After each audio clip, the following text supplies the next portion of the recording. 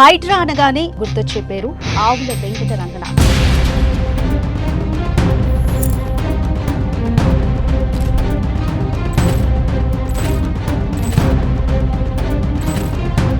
అంటే ఎందుకు హైడ్రా పుట్టాల్సి వచ్చింది? అంటే ఏంటి దీంట్లో అర్థం ఏంటి? ఏదో అంటారు కదా, నిద్రపోతున్న వాడిని నిద్ర లేపొచ్చు కానీ నటించేవాడిని మనం లేపలేము. బట్ సిస్టమ్ ఫాల్ట్ కూడా ఉంది కదా, ఎందుకు పర్మిషన్స్ వస్తుంది? ఎవడు బలి కాకుండా అసలు యుద్ధమే మొత్తం ఎవడు చనిపోకుండా జరగాలంటే కనుక అవుతుంది. అసలు వేరే సర్వే నెంబర్లో పర్మిషన్ తీసుకుంటారు, కట్టేటప్పుడేమో ఇంకొక సర్వే నెంబర్లో కడతారు. ఇష్టానుసారంగా అనమాట. వెకేషన్ టైం ఇస్తున్నాం. అంటే ఎంత అంటే ఇంట్లో వస్తువులు కూడా తీసుకొని ఇవ్వట్లేదు. 6 months టైం ఇచ్చారు. ఆ దాతృత్వం అనేది ఎందుకు ఫాతిమా కాలేజ్ విషయంలో చూపించారు అంటే, హైడ్రా అనేది హైదరాబాద్ వరకే ఎందుకు, తెలంగాణ మొత్తం కూడా అది చాలా మంది పబ్లిక్ నుంచి వస్తుంటారు. భారతదేశం మొత్తం మీ పేరు విన్న కేసు అమృతా ప్రణయ్ కేసు. మీరు ఈ కేసుని డీల్ చేసే టైంలో చెప్పలేని విషయాలు ఇప్పుడు చెప్పేవేమన్నా ఉన్నాయా? అంటే ఫస్ట్ యంగ్ ఆఫీసర్ గా మీరు డైరెక్ట్ కొత్తగూడెంలో పోస్టింగ్ వెళ్ళాను. అంటే అది ఒక కాన్ఫ్లిక్టెడ్ జోన్, నక్సలిజం ఎక్కువగా ఉన్నటువంటి ప్రాంతం. మీరు చేసిన ఆపరేషన్స్ లో ఇది నాకు చివరి రోజేమో అన్న అలా ఫీల్ అయిన ఆపరేషన్స్ ఏమన్నా? అమీన్పూర్కి సంబంధించి మీరు అరౌండ్ 800 acres ఆఫ్ ల్యాండ్ని మీరు రికవర్ చేసుకున్నారు.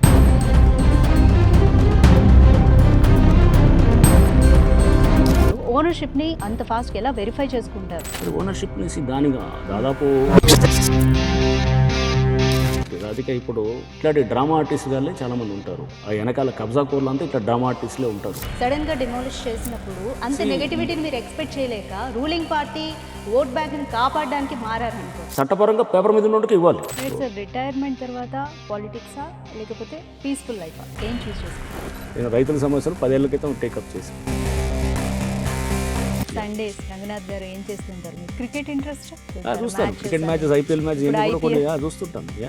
ఫేవరెట్ టీమ్ ఏవి రంగనాథ్ ని డిఫైన్ చేసే ఒక్క లైన్ అంటే మీరు ఏం చెప్తారు? నన్ను నేను డిఫైన్ చేసుకోవడం I think it's not right.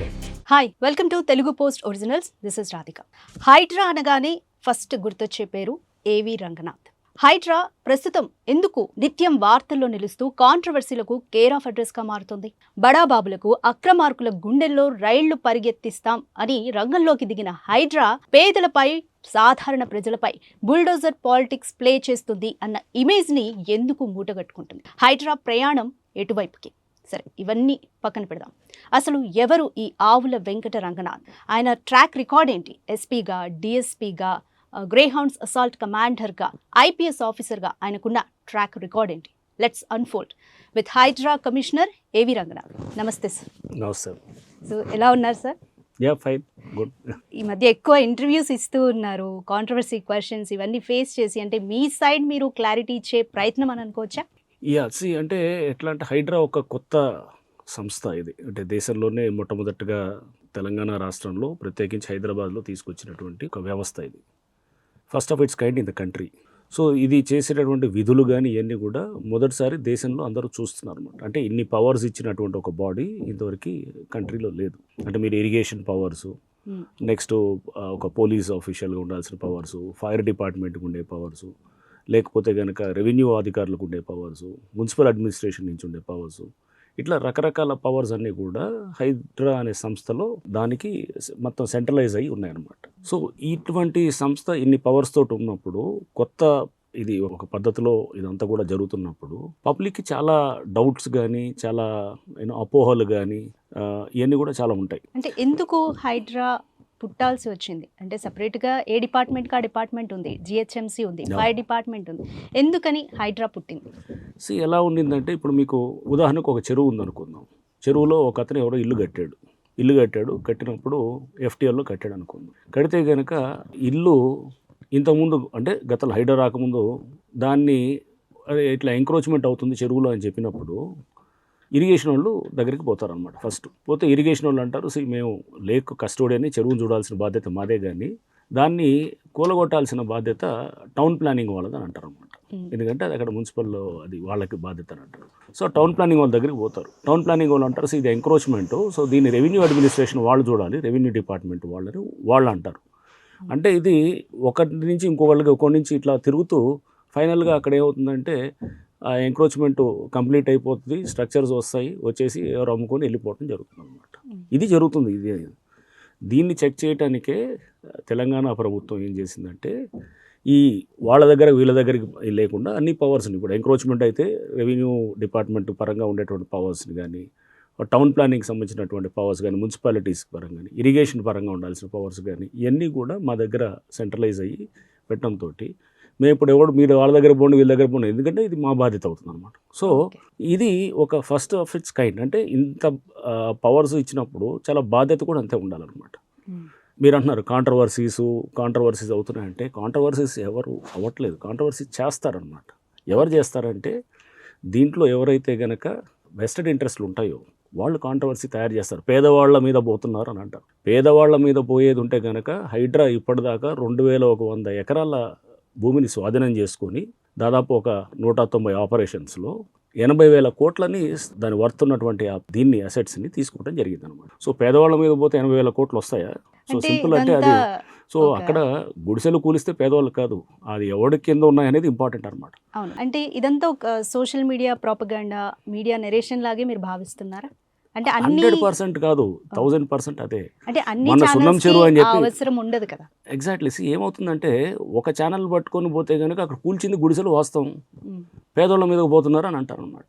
పేదోళ్ళ మీదకి పోతుందంటే కనుక తప్పకుండా ఏది ఒక యుద్ధం చేసేటప్పుడు కొంతమంది అక్కడ వాళ్ళకి కొంతమంది దీంట్లో స్కేప్ గోడ్స్ అవుతారు.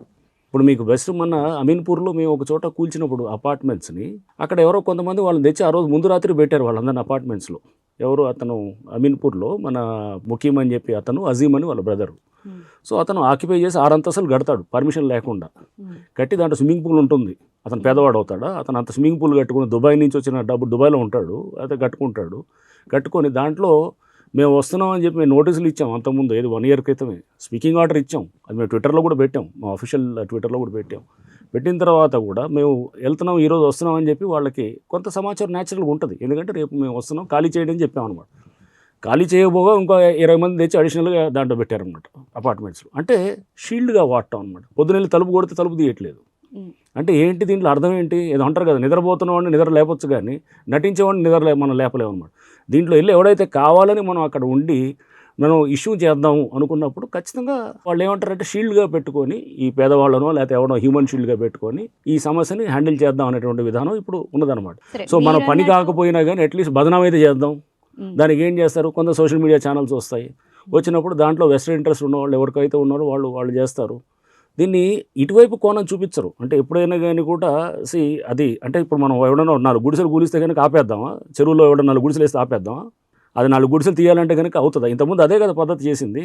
అంటే మీరు స్ట్రైట్ అవే వాళ్ళకి కంపెన్సేషన్ కానీ ఆల్టర్నేట్ కానీ చూపించుంటే ఈ విమర్శలు వచ్చుండేవి కాదు కదా. కంపెన్సేషన్ ఇస్తారు. ఇప్పుడు కంపెన్సేషన్ కూడా అది కూడా జరుగుతుంది. వాళ్ళు సున్నం చెరువులో కంపెన్సేషన్ ఇస్తామన్నా కానీ తీసుకొని ఇవ్వరు దాన్ని. ఇప్పుడు ఎట్లా సున్నం చెరువుది మేము ఇప్పుడు పిలిచి మొన్న మేము తీసినటువంటి దాదాపు ఒక 20-25 హౌసెస్ అయ్యి ఉంటే కనుక ఇంకా అన్ని కలిపి 36 దాకా వచ్చాయన్నమాట. వాళ్ళందరూ మా దగ్గరకు వచ్చి, సార్ మమ్మల్ని ఆ రోజు మేము ఇట్లా మాట్లాడడానికి అక్కడ ఉన్నటువంటి వెంకటేష్ అని ఎవరైతే అక్కడ వ్యాపారం చేస్తున్నాడో అతను చెప్పాడు, మీకు చెప్పామని చెప్పి వచ్చి మా దగ్గర మొత్తం వీడియో స్టేట్మెంట్స్ ఇచ్చారనమాట. సో మేము అలా చెప్పాల్సి వచ్చింది సార్. అక్కడ ఆ చిన్నపిల్ల ఒక అమ్మాయిని ఏదో పుస్తకాలు పెట్టుకొని తీసుకెళ్ళటం, ఇవన్నీ సినిమాటిక్గా డ్రమాటిక్గా చేయడానికి, బదనాం చేయడానికి ఈ టెక్నిక్లన్నీ వాడుతూ వస్తున్నారు. మీడియా దాన్ని ప్లే చేస్తూ ఉంటారు న్యాచురల్గా, అంతే కదా. ఇప్పుడు చూడటానికి కొంత ఏంటంటే ఇది ఇంత అన్యాయమా అని చెప్పి అనేటటువంటి విధంగా కనబడుతుంది అనమాట.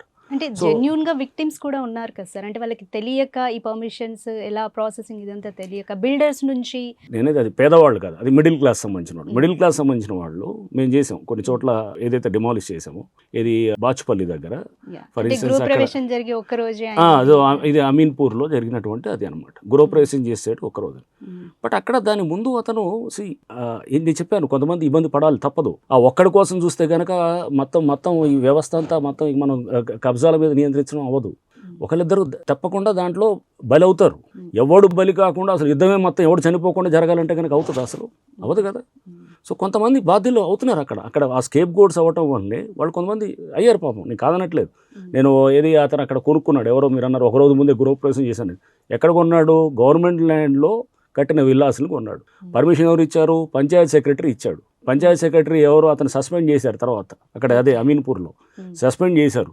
సస్పెండ్ చేసి పర్మిషన్స్ క్యాన్సిల్ చేశారు. క్యాన్సిల్ చేసిన తర్వాత కూడా వీళ్ళు అక్కడ ఎంక్వైరీస్ చేసుకోకుండా ఇష్టమైనట్టు వాళ్ళు ఏదో మామూలుగా ఎవడో వెళ్ళి కొంటే ఎవడో బ్యాంకర్ వెళ్తాడు, టేబుల్ మీద కూర్చొని బ్యాంకర్ అతను చేసేవాడు. గతంలో ఇవన్నీ జరిగాయి. ఈ కొన్ని చేయడం వల్ల అనేది ఓన్లీ సిటిజన్ రెస్పాన్సిబిలిటీ అంటే యాక్సెప్ట్ చేస్తాను, డ్యూ డెలిజెన్స్ చేసుకోవాలి. బట్ సిస్టమ్ ఫాల్ట్ కూడా ఉంది కదా, ఎందుకు పర్మిషన్స్ వస్తున్నాయి, water connection, exactly power connections ఇవన్నీ ఎందుకు వస్తున్నాయి? వాళ్ళు కూడా బాధ్యులే కాబట్టి వాళ్ళని కూడా ప్రాసిక్యూట్ చేసినవి ఉన్నాయి, వాళ్ళ మీద కూడా ఛార్జ్ షీట్లు ఫైల్ చేసినవి ఉన్నాయి. సో అదొక్కటే కాదు కదా, బట్ ఫైనల్గా ఎవరు బాధపడతాడు? నష్టపోయేది కొన్న ఎండ్ యూజర్, కొన్నవాడు బాధపడతాడు. సో అందుకోసం ఏం చేయాలి? అతను ఎక్కువ జాగ్రత్తగా ఉండాలి. సో ఇప్పుడు రేపు ఏమంటారంటే, నేను పెళ్లి చేసుకుంటాను సార్, మధ్యలో ఏది ఇట్లా మ్యాట్రిమోనియల్ గ్రూప్ ఒకటి ఉన్నది, వాళ్ళు మాకు చేస్తూ ఉన్నారు, మా దగ్గర కాంట్రాక్ట్ అతనికి ఇచ్చాను ఆ బాధ్యత, ఆ ఏజెన్సీ నాకు మంచి బ్రైడ్నో చూసి పెడతారు అని అనేది మాకు ఉన్నటువంటి ఒప్పందం దాని అని అంటే కనుక వాళ్ళు ఎవరినో తీసుకొస్తే కనుక మనం వాళ్ళు చెప్పిందని వాళ్ళు డబ్బులు ఇస్తాం, మనం అన్నీ చేస్తాం, అతని బాధ్యత అంటారా? కాదు కదా. నేను I don't compare with government ఉద్యోగస్తులు అలా అనట్లేదు. గవర్నమెంట్ ఉద్యోగస్తులు ఇంకా ఎక్కువ జాగ్రత్తగా ఉండాలి. అతను రేపు చేయకపోతే అతను బాధ్యుడు అవ్వాలి 100%. అది అతను కూడా రేపు రెస్పాన్సిబిలిటీ అవుతుంది. ఆ ఉద్యోగి ఎవరైతే ఉంటాడో అతను తప్పుడు పర్మిషన్ ఇస్తే కనుక అతను రేపు ప్రాసిక్యూట్ అవ్వాలి. అటువంటి వాళ్ళు చాలామంది ఏసీబీ కేసులు ఎదుర్కొంటున్నారు. ఇప్పుడు చాలామంది వాళ్ళ మీద ఛార్జ్ షీట్లు వేయడం జరిగింది, చాలామంది మీద డిపార్ట్మెంటల్ ఎంక్వైరీస్ జరుగుతున్నాయి. ఇవన్నీ జరుగుతున్నాయి, ఈ కాదనట్లేదు. ఇది ఒకసారి ఫస్ట్ చేసినటువంటి ఇదంతా జరిగింది ఎప్పుడు 2024 సెప్టెంబర్లో. ఆ టైంలో జరిగినటువంటి ఏదైతే ఉందో దాంతో ఇప్పుడు కొనేవాళ్ళు కూడా చాలా జాగ్రత్తగా చేసినటువంటి అప్పుడున్నటువంటి దీన్ని ఇప్పుడు అధికారులు కూడా జాగ్రత్తగా ఇస్తున్నారు, పర్మిషన్స్ ఇష్టానుసారంగా ఇవ్వట్లేదు. అండ్ దీంతోపాటు పబ్లిక్ కూడా జాగ్రత్తగా వెరిఫై చేసుకుంటున్నారు, డ్యూ డెలిజెన్స్ ఎఫ్టీఎల్ ఉందా లేదా, గవర్నమెంట్ ల్యాండ్లో వస్తుందా రాదా అని సర్వే నెంబర్స్ కొన్ని చిన్న చేయాల్సిన మినిమం చెక్స్ అది చేయాలని అడుగుతున్నాం అనమాట మేము. జస్ట్ అన్నీ కూడా మనం షోయింగ్ పర్మనెంట్ సొల్యూషన్ అనుకోవచ్చా, లేకపోతే జస్ట్ ఒక ఫియర్ క్రియేట్ చేసి ప్రజల్లో అవేర్నెస్ మాత్రమే క్రియేట్ చేస్తుంది? చూడండి, ఇది ఇప్పుడు రిఫార్మ్స్ అనేవి ఉంటాయన్నమాట. లైక్ మనకి టాక్సేషన్ రిఫార్మ్స్ చూసాము, లిబరలైజేషన్ ఎకనామిక్ రిఫార్మ్స్ చూసాము, ఇట్లా రకరకాల రిఫార్మ్స్ చూసాము. మున్సిపల్ అడ్మినిస్ట్రేషన్లో ఎస్పెషల్లీ ఇట్లాంటిది సెక్యూరింగ్ పబ్లిక్ అసెట్స్ దీంట్లో ఇది ఒక రిఫార్మేటివ్ అప్రోచ్ అనమాట. ఇది హైడ్రా క్రియేషన్ అనేది అంటే మార్పుకి నాంది పలికింది ఇది ఇట్లాంటి సిస్టమ్ ద్వారా. సో దీంట్లో ఇప్పుడు మేము చేసిన దాంతో ఏం చేశారు, రియల్ ఎస్టేట్ అనేది తగ్గింది పడింది ఇదని చెప్పి అది కూడా చెప్తున్నారు. ఇది మా మీద బద్నాం చేస్తున్నారు. రియల్ ఎస్టేట్ అనేది దేశవ్యాప్తంగా ఇప్పుడు స్లంప్ ఉంది. తోటి ఉంది, లో ఇంట్రెస్ట్ రేట్స్, మన హై ఇంట్రెస్ట్ రేట్స్ తోటి ఉంది, రెమిటెన్సెస్ బయట కంట్రీస్ తగ్గిపోయినాయి, చాలామంది సాఫ్ట్వేర్ ఎంప్లాయీస్ కూడా తోటి ఎఫెక్ట్ అయ్యారు. సో అంటే అన్సోల్డ్ ఇన్వెంటరీ చాలా ఎక్కువ ఉంది. ఇప్పుడు అన్నీ కట్టేశారు. హై రైజ్ బిల్డింగ్స్ అన్నీ 2020లో 21లో స్టార్ట్ అయిన కోవిడ్ టైంలో అన్నీ ఇప్పుడు వచ్చినాయి అన్నమాట మార్కెట్లో. సో ఇవన్నీ రావడంతో సర్ప్లస్ ఆఫ్ సప్లై ఉంది మార్కెట్లో. ఈ అన్నిటితోటి రియల్ ఎస్టేట్ స్లోగా ఖచ్చితంగా ఉంటుంది. అది దాన్ని హైడ్రాకి ఆపాదిస్తూ హైడ్రా వల్లనే ఇదంతా జరిగిందంటే కనుక మరి కరీంనగర్లో ఎందుకు ఉన్నది, లేకపోతే విజయవాడలో అక్కడ కూడా చూస్తే మనం అక్కడ కూడా తక్కువ ఉన్నది, వేరే సిటీస్ లైక్ వరంగల్లో ఎందుకు తక్కువ ఉన్నది, మీరు ఇట్లా అంటే వైజాగ్లో అక్కడ కూడా రియల్ ఎస్టేట్ స్లో డౌన్ ఉందని చెప్తున్నారు. మరి అక్కడ ఎక్కడ హైడ్రా లేదే. ఆంధ్రాలో కానీ తెలంగాణలో కానీ ఇతర స్టేట్స్లో కూడా country wide there is a detail ఇది ఉందన్నమాట. ఇది ఈ ఎఫెక్ట్ ఉంది రియల్ ఎస్టేట్ దాంట్లో. సో మనం ఇది చూడాలి. ఇది అంతా చూసి ఈ రియల్ ఎస్టేట్ అనేది ఇష్టానుసారంగా జరిగిందనమాట. అంటే ఏంటంటే ఎకరా కోట్లలో 100 కోట్లకు వెళ్ళిపోవటం, తద్వారా ఏమైందంటే అక్కడ ప్రజలు అంటే రియల్ ఎస్టేట్ వాల్యూ పెరిగి 100 కోట్లకు వెళ్తే అది రియల్ ఎస్టేట్, ప్రజలకు అఫోర్డబుల్గా ఉండేది is also real estate. But ఇప్పుడు హైదరాబాద్లో ఆ పరిస్థితి అయితే లేదు.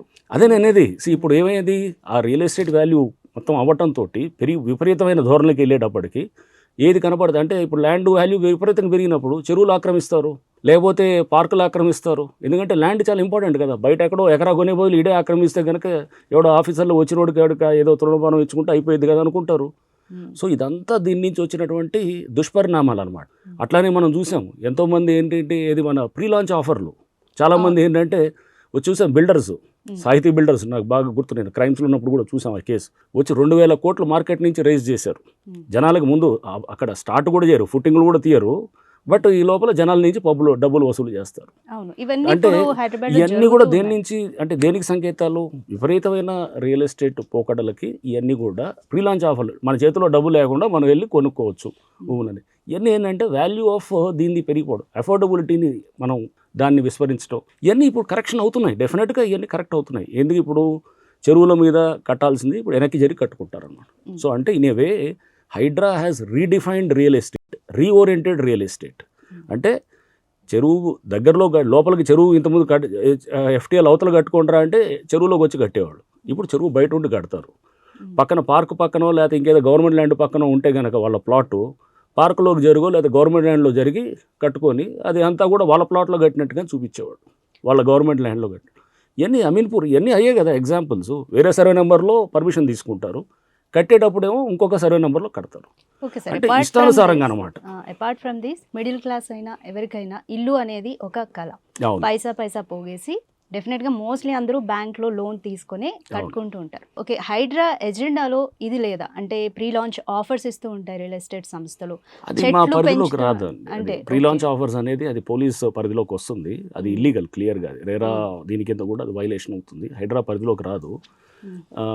అది ప్రీ లాంచ్ ఆఫర్స్ అది చేసి ఎవరైతే కనుక ఇలా చేస్తారనేది. బట్ తక్కినవన్నీ కూడా మీరు చెప్తున్నారు కదా, ఇప్పుడు మేము ఎడ్యుకేట్ చేస్తున్నాం పబ్లిక్ని. మేము ఇప్పుడు దీనివల్ల ఏమవుతుంది, అన్అప్రూవ్డ్ లేఅవుట్స్ ఆగిపోతున్నాయి, అప్రూవ్డ్ లేఅవుట్స్ పెరిగాయి, డిటిసిపి లేఅవుట్స్, హెచ్ఎండి. అంటే ఒక రకంగా రిఫార్మేటివ్గా మంచి డైరెక్షన్లో తీసుకెళ్తుంది హైడ్రా అనేది ఇప్పుడు రియల్ ఎస్టేట్ని. అంటే ఇది కావాలి యాక్చువల్ లాంగ్ టర్మ్లో సస్టైనెన్స్ కోసం, రియల్ ఎస్టేట్ కోసం. అంతేగాని ఒకరినొకడు దోచుకుంటూ మనం ఏది ఆక్రమించుకుంటూ ఇదే రియల్ ఎస్టేట్ గ్రోత్ అని మనలో మనం భ్రమపడుతూ చెరువులన్నీ కూడా ఆక్రమణలోకి అయిపోయి 61% చెరువులు మొత్తం ఆక్రమితమయ్యాయి అని చెప్పి national remote sensing centre Hydraa start చేసినప్పుడు మాకు ఇచ్చినటువంటి పవర్ పాయింట్ ప్రజెంటేషన్ ద్వారా ఇచ్చిందనమాట. అంటే ఇప్పుడు చెక్ చేయకపోతే కనుక నెక్స్ట్ 10-15 ఏళ్లలో చెరువులన్నీ మొత్తం ఎంక్రోచ్ అయిపోయి మనకి వరద ముప్పు ఇప్పటికే మనం చూస్తున్నాం. చిన్న వర్షానికే మనం హైదరాబాద్ అంతా అతలకుతలం అవుతుంది. ప్రతి city, not just Hyderabad, every city in the మన కంట్రీలో. అదే బయట సిటీస్లో ఎందుకు అవ్వదు, వేరే కంట్రీస్లో ఎందుకు అవ్వట్లేదు? సింపుల్. అంటే ఈ డిమాండ్ ఆన్ ల్యాండ్ మీద, దాని మీద మనం చేస్తున్నటువంటి డ్రైనేజీలు నాలాస్ మీద కట్టేస్తారు, చెరువుల మీద కట్టేస్తున్నారు. కట్టేసి ఆక్రమించేసి ఏం కాదులే ఆఫీసర్స్ని మనం మేనేజ్ చేయొచ్చాను, లేదా అప్రూవల్స్ దానికి ఏదో తెచ్చుకున్న తర్వాత ఏదో ఒక తప్పుడు అప్రూవల్ తీసుకొచ్చి దాంతో మాకు అప్రూవల్ ఉందని వెళ్ళేసి కోర్టుకు వెళ్ళి ఒక స్టే ఆర్డర్ బట్టి రావటం, ఇవన్నీ కూడా జరుగుతున్నాయి. ఇప్పుడు స్ట్రైట్ అందుకోసం మేము నోటీసు లేకుండా కూలగొడతాం. ఎందుకు నోటీసు లేకుండా కూలగొడతాం ఉంటున్నాం? That is the supreme court direction, అది సుప్రీంకోర్టు జడ్జిమెంట్ అది. సో దాంట్లో జస్టిస్ గవాయిస్ జడ్జిమెంట్ బుల్డోజర్ జస్టిస్లో certain categories para 91 of supreme court judgement in bulldozer justice స్పష్టంగా చెప్తుందన్నమాట.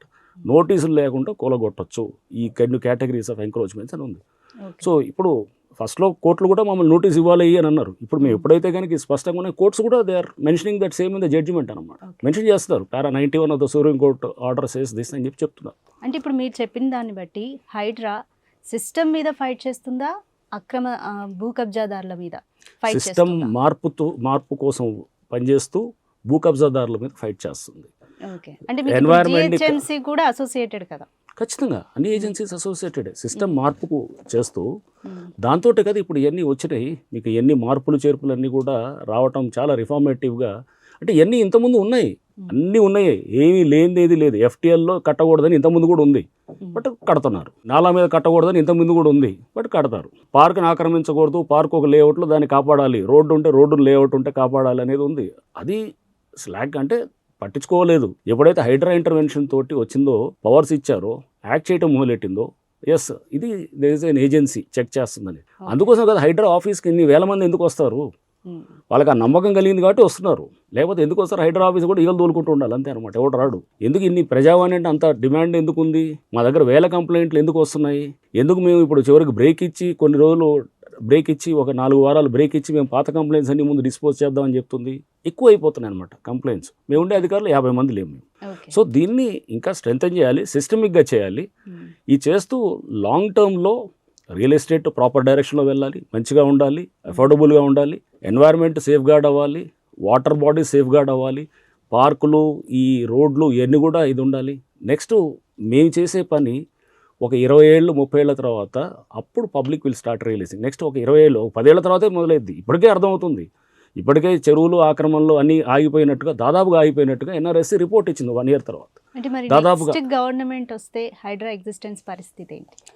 అది పొలిటికల్ ఇది అంటే నేను చూశాను, చాలా మంది అడుగుతున్నారు కూడా, కేసీఆర్ గారు అన్నారు, అది that is a political statement. దాన్ని నేను రియాక్ట్ కాను. ఏ గవర్నమెంట్ వచ్చినా కానీ కూడా తప్పకుండా హైడ్రా అనేది ఖచ్చితంగా కంటిన్యూ అవుతుంది అనేది నేను అనుకుంటున్నాను. గ్రేవన్స్ అని ఒక సంస్థ ఉండేది. గ్రేవన్స్ అని యాంటీ నక్సల్ ఆపరేషన్స్లో స్టార్ట్ చేశారు. ఎన్టీఆర్ గారు ఉన్నప్పుడు స్టార్ట్ చేశారు 1985 or 86 ఆ టైంలో. దానికి అప్పుడు SSF అది గ్రేవన్స్ అని పెట్టారు. వ్యాస్ గారు స్టార్ట్ చేశారు. తర్వాత వ్యాస్ గారు చనిపోయారు, నక్సలైట్స్ చనిపోయారు. 1989లో గవర్నమెంట్ మారుతుంది. మర్రి చెన్నారెడ్డి గారు కాంగ్రెస్ ప్రభుత్వం వస్తుంది. అప్పుడు వారు వచ్చినప్పుడు కూడా ఇది గ్రేవన్స్ని ఫస్ట్ రాగానే రద్దు చేస్తామని అన్నారు. వచ్చిన తర్వాత దాన్ని రద్దు చేస్తామని అనుకున్నప్పుడు అప్పుడు ఉన్నటువంటి అందరూ అంటే డిపార్ట్మెంట్స్ కానీ పోలీస్ ఎస్పెషల్ అంతా కూడా ఇది చేస్తే కనుక నక్సల్ ఆపరేషన్స్ చాలా సీరియస్గా ఎఫెక్ట్ అవుతాయి.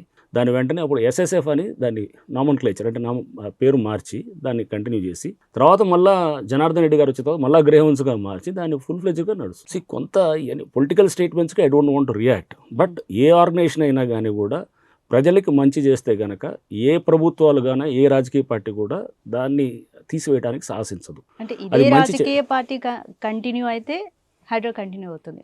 ఒకవేళ పార్టీ మారితే ఈ రాజకీయ పార్టీ ఉన్నా ఇంకే రాజకీయ పార్టీ వచ్చినా ముందు ఎవరున్నా ఏ వ్యవస్థ అయినా కానీ కూడా ప్రజలకు మంచి చేసే వ్యవస్థలు ఉంటే ఏ గవర్నమెంట్ కూడా దాన్ని తీసేయడానికి సాహసించదు. అది that's what I'm trying to tell అనమాట. ఎందుకంటే వాళ్ళు స్టేట్మెంట్స్ వేరుగా ఉండొచ్చు, పొలిటికల్ స్టేట్మెంట్స్, కానీ యాక్చువల్గా గ్రౌండ్ మీదకి వచ్చిన తర్వాత ఈ గవర్నమెంట్ ఉన్నా ఇంకో గవర్నమెంట్ మారినా ఎవరు వచ్చినా ఎవరు పోయినా ఏదున్నా కానీ కూడా అది ప్రజలకి ఏదైతే కనుక ఉపయోగంగా లేని వ్యవస్థ ఉంటే ఇమీడియట్గా దాన్ని ఎవరైనా తీసేస్తారు. ప్రజలకు ఉపయోగం ఉంటే కనుక ఎవరు సాహసించరు. Okay sir, I'm from Khammam. 2014 వరకు మీరు అక్కడ సర్వీస్ చేశారు. అవును. సో నేను మీ ఆపరేషన్స్ అని క్లోజ్గా ఫాలో అయ్యాను. ఓకే.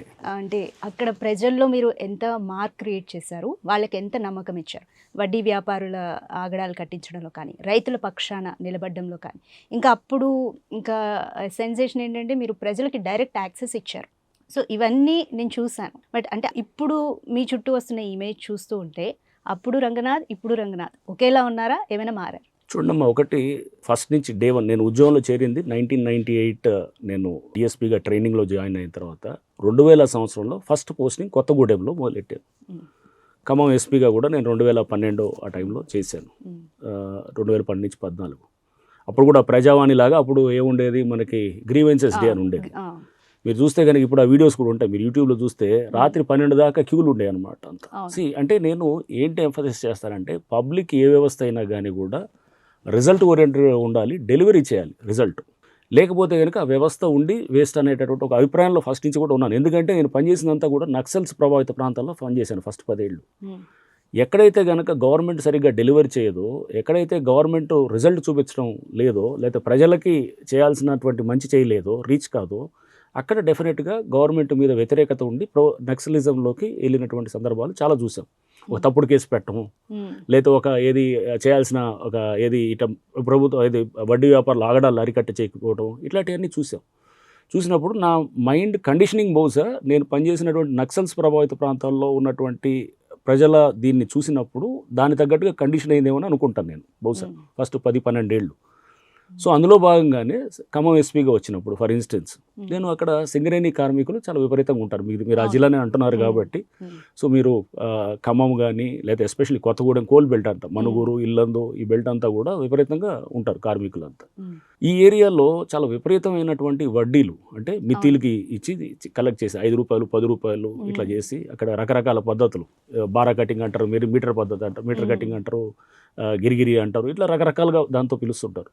చేసి వీళ్ళ దగ్గర ATM కార్డులు పెట్టుకొని వీళ్ళని ఏం చేస్తారంటే ఒక రకంగా వీళ్ళని లూటీ చేస్తుంటారు. బ్లాక్ అంటే వీళ్ళ దగ్గర ATM కార్డులు పెట్టుకుంటారు, ప్రామిస్ నోట్లు పెట్టుకుంటారు, బ్లాంక్ చెక్లు పెట్టుకొని వాళ్ళకి జీతాలు రాగానే ఇమీడియట్గా దాంట్లో నుంచి వీళ్ళు డ్రా చేసేటట్టు చేసి ఈ వడ్డీ వ్యాపారాలు ఆగడాలు విపరీతంగా ఉండేది. సో SPగా వెళ్ళినప్పుడు వాళ్ళ మీద ఖచ్చితంగా అక్కడ ఆ టైంలో అంటే ప్రజల సమస్యలు వ్యవస్థలు పట్టించుకోవాలి, దాంట్లో పోలీస్ చాలా కీలకమైన వ్యవస్థని భావిస్తుండేవాడు నేను. జస్ట్ మనం ఒక కేసులు క్రాక్ చేసి ఇన్వెస్టిగేట్ చేయటం, లేదా లా అండ్ ఆర్డర్ మెయింటైన్ చేయటం, రౌడీజం చెక్ చేయటం, అది ఎంత ముఖ్యమో ప్రజా సమస్యల వైపు కూడా మనం అంతే సీరియస్గా యాక్ట్ చేయాలనేటువంటి ఆలోచన ఫస్ట్ నుంచి ఉండేది.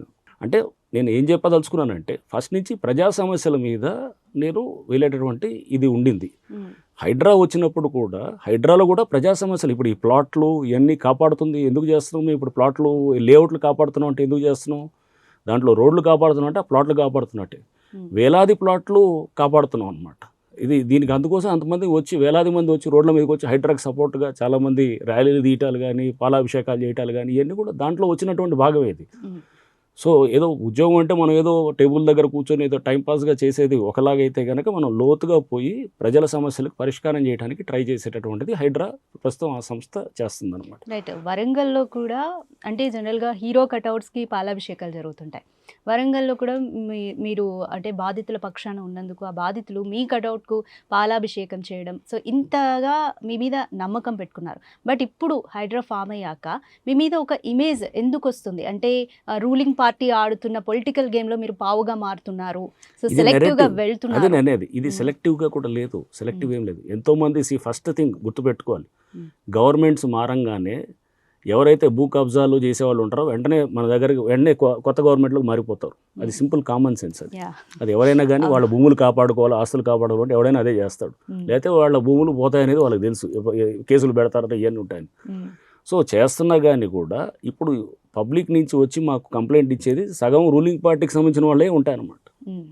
పార్టీలకు అతీతంగా చేస్తుంది కాబట్టి హైడ్రాకి ఇది ఉంది. లేకపోతే ఏముంది, ఓ ఫోన్ చేస్తారు ఎవరో ఒకటి అక్కడ లోకల్ ఉన్న రూలింగ్ పార్టీ పెద్ద లీడర్ తోటి ఒకటి చేపించి ఇదిగో మా వాళ్ళండి మీ వాళ్ళండి ఇది ఇట్లా అండి వీళ్ళ మీద చేయొద్దని అంటే కనుక ఆగిపోతే హైడ్రాకి ఎవడు వస్తారు, ఎవడు రాడు. అసలు హైడ్రాకి రావటం కాదు, హైడ్రాకి ఈ పేరే రాదు అసలు.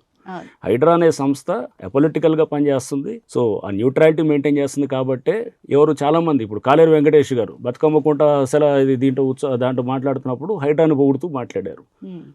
బీఆర్ఎస్ కార్పొరేటర్, ఆయన బీఆర్ఎస్ ఎమ్మెల్యే కాలేరు వెంకటేష్ గారు, అంబర్పేట ఎమ్మెల్యే. సో బీఆర్ఎస్ మరి ఎమ్మెల్యే ఆయన పొగుడుతూ మాట్లాడాడు. బీఆర్ఎస్ కార్పొరేటర్లు చాలామంది GHMC floor of the house మీద మాట్లాడుతూ కూడా హైడ్రాని పొగుడుతూ మాట్లాడారు. బీజేపీ వాళ్ళు వస్తారు, ఈ ఎంఐఎం వాళ్ళు వస్తారు. సో ఎంతోమంది అన్ని పార్టీల వాళ్ళు వస్తారు, కాంగ్రెస్ వాళ్ళు, రూలింగ్ పార్టీ వాళ్ళు వస్తారు.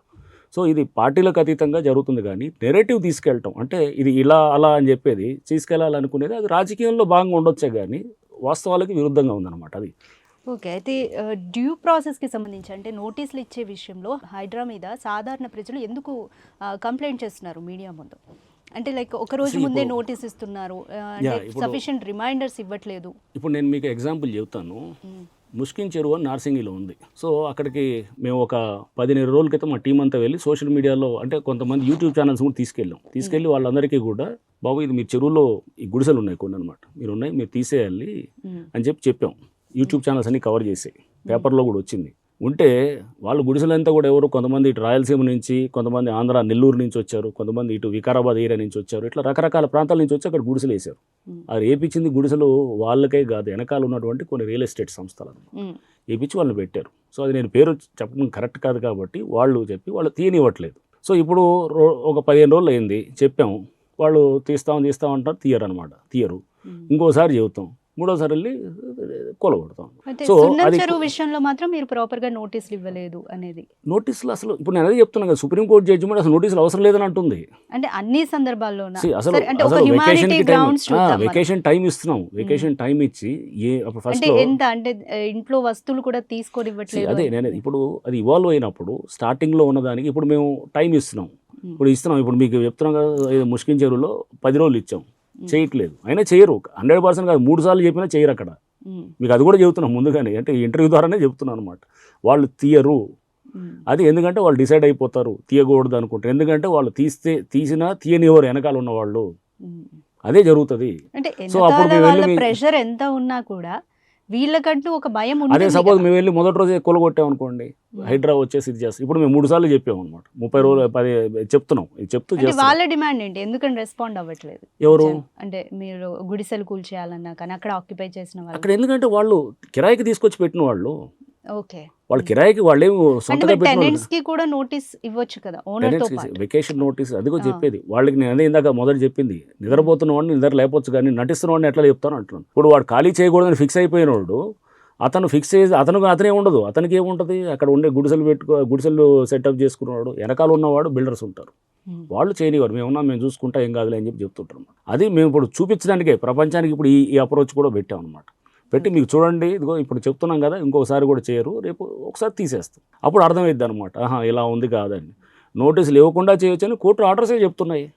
అట్లనే ఏది చెప్పారు, ఏది సాటర్డే సండే వచ్చి కూలుస్తారన్నారు, దానికి ఖచ్చితంగా 3 years జడ్జిమెంట్ ఉంది. Division bench judgement Saturday Sunday exactly. So దాన్ని చేయడానికి ఎర్లీ మార్నింగ్ అట్లా సన్ రైజ్ నుంచి సన్సెట్ దాకా చేయొచ్చు అనేది క్లియర్ స్పష్టంగా ఉంది. ఓన్లీ ఆన్ హాలిడేస్ అంటే ఫెస్టివల్ డేస్ ఓకే అనే దాన్ని తప్ప సండే కూడా హాలిడే ఫెస్టివల్ డేస్ దాని స్పష్టంగా 3 years జడ్జిమెంట్ ఉందన్నమాట. మేము అదే చెప్పాం కోర్టులో వేసినప్పుడు 3 years జడ్జిమెంట్ డివిజన్ బెంచ్ ఆర్డర్ని పెట్టాం అనమాట. కోర్టుకు మాకు ఇట్లా వెళ్తారు చాలా మంది వెళ్తున్నారు కదా, మీరు ఎలా చేస్తారు సాటర్డే సండే అన్నప్పుడు ఇది పెడుతున్నాం. ఇదే మరి డివిజన్ బెంచ్ చెప్పింది కదా, అదే ఏదైతే కోర్టు ఆర్డర్స్ ఉన్నాయో అదే మేము ఫాలో అవుతున్నాం, అదే చెప్తున్నాం. సో దాన్ని డివిజన్ బెంచ్ని గతంలో ఇచ్చిన దాన్ని అప్లై చేస్తున్నారు అన్నమాట. సో నోటీసులు ఇవ్వకుండా ఎందుకు వెళ్తున్నారు ఏది చేస్తున్నారంటే కూడా మేము ఇదే చెప్పాం.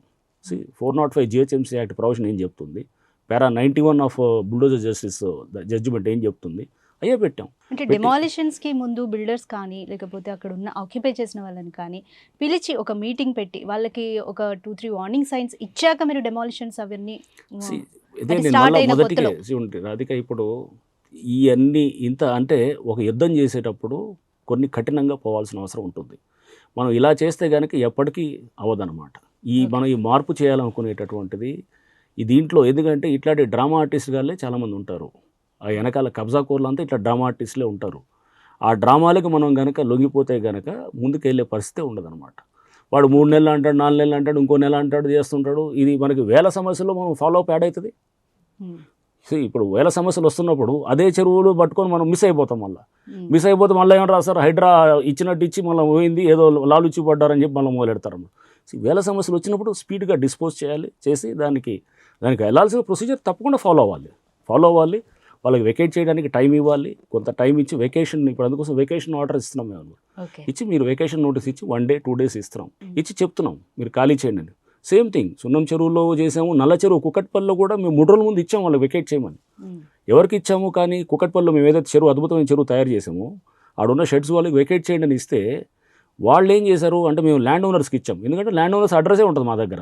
ఆ ల్యాండ్ ఓనర్స్కి ఇస్తే వాళ్ళు కమ్యూనికేట్ చేయలేదు. ఓకే, అంటే ఇప్పుడు ఇస్తున్నాం వెకేషన్ నోటీసులని అప్పుడు కూడా చెప్పాం, పిలిచి చెప్పాం బిల్డర్స్ వాళ్ళు ఎవరు ఆ ల్యాండ్ ఓనర్స్ని పిలిచి వాళ్ళకి చెప్పి మేము ఇగో మీకు ఫ్రైడే అనుకుంటాం మేము పిలిచి చెప్పాం, సండే రోజు మేము యాక్ట్ చేస్తాము అక్కడ మీరు తీయండి అని చెప్పాం. కుకట్పల్లి నల్ల చెరువు వాళ్ళు అలానే అని చెప్పారు, మాకు అదంతా ఇల్లీగల్, మీకు పర్మిషన్స్ లేవు, చెరువులో పెట్టారు కదా అని అన్నాం. ఎందుకంటే వాళ్ళకి ఎటువంటి రిలీఫ్ దొరకదు అనమాట. సో అంటే వాళ్ళు అలానే అన్నారు, వెళ్ళి వాళ్ళు కమ్యూనికేట్ చేయలేదు. సండే రోజు మేము తీసినప్పుడు వాళ్ళు మాకు చెప్పలేదని అక్కడ ఉన్నటువంటి షెడ్స్లో ఉన్న వాళ్ళు ఆర్తనాదాలు ఎన్నిటి మధ్యలో మాకు వీళ్ళు ల్యాండ్ ఓనర్స్ చెప్పలేదని వాళ్ళు మేము 2 రోజుల ముందు చెప్పాం ఖాళీ చేసి వెళ్ళండి అని చెప్పి. సో ఇవన్నీ నేర్చుకున్న తర్వాత మేము ఏమనుకున్నాం అంటే ఇవన్నీ మనం ఎక్స్పీరియన్స్ ద్వారా అర్థమైందనమాట. లేదు దీంట్లో మేము ఎక్స్పీరియన్స్ ద్వారా మీకు అర్థమైంది లెర్నింగ్ అయ్యారు అనేసి అనుకోవాలా, లేకపోతే సడన్ గా డెమోలిష్ చేసినప్పుడు అంత నెగటివిటీని మీరు ఎక్స్పెక్ట్ చేయలేక రూలింగ్ పార్టీ ఓట్ బ్యాంక్ ని కాపాడడానికి మారారు అనుకోవచ్చు. Learning is a perpetual process. ఇప్పుడు కాదు, ఇంకా నెక్స్ట్ ఇంకో 10 ఏళ్ళకు కూడా లెర్నింగ్ ఉంటుంది. సో ప్రతిసారి ప్రాసెస్ని బెటర్ చేయడం అనేది ఉంటూనే ఉంటుంది. సో లెర్నింగ్ అనేది మీరు ఏమి తెలుసుకోకుండా మీరు వెళ్ళి చేస్తారంటే కనుక ఇప్పుడు కాదు ఇంకో 10 ఏళ్ళకు కూడా తెలుసుకుంటూనే ఉంటాం. కొత్త సిస్టమ్స్ వస్తుంటాయి, కొత్త ప్రాసెస్లు వస్తాయి. అప్పుడు ఉన్నటువంటి సిస్టంలో భాగంగానే మేము చెప్తున్నాం మీకు. ఏది 2 ఏళ్ల క్రితం మేము చెప్పి వెకేషన్ మీరు చేయాలి అని చెప్పింది ఇంటిమేషన్ ఇచ్చాం. ఇంటిమేషన్ ఇచ్చిన తర్వాత కూడా వాళ్ళకి ఆ మెసేజ్ చేరలేదు. ఆ తర్వాత ఏం చేసాం, ఇలా చేరట్లేదు కాబట్టి రైటింగ్లో ఎవరైతే యాక్చువల్గా అక్కడ ఉన్నారో గ్రౌండ్ మీద ఉన్నారో వాళ్ళకి ఇద్దాం.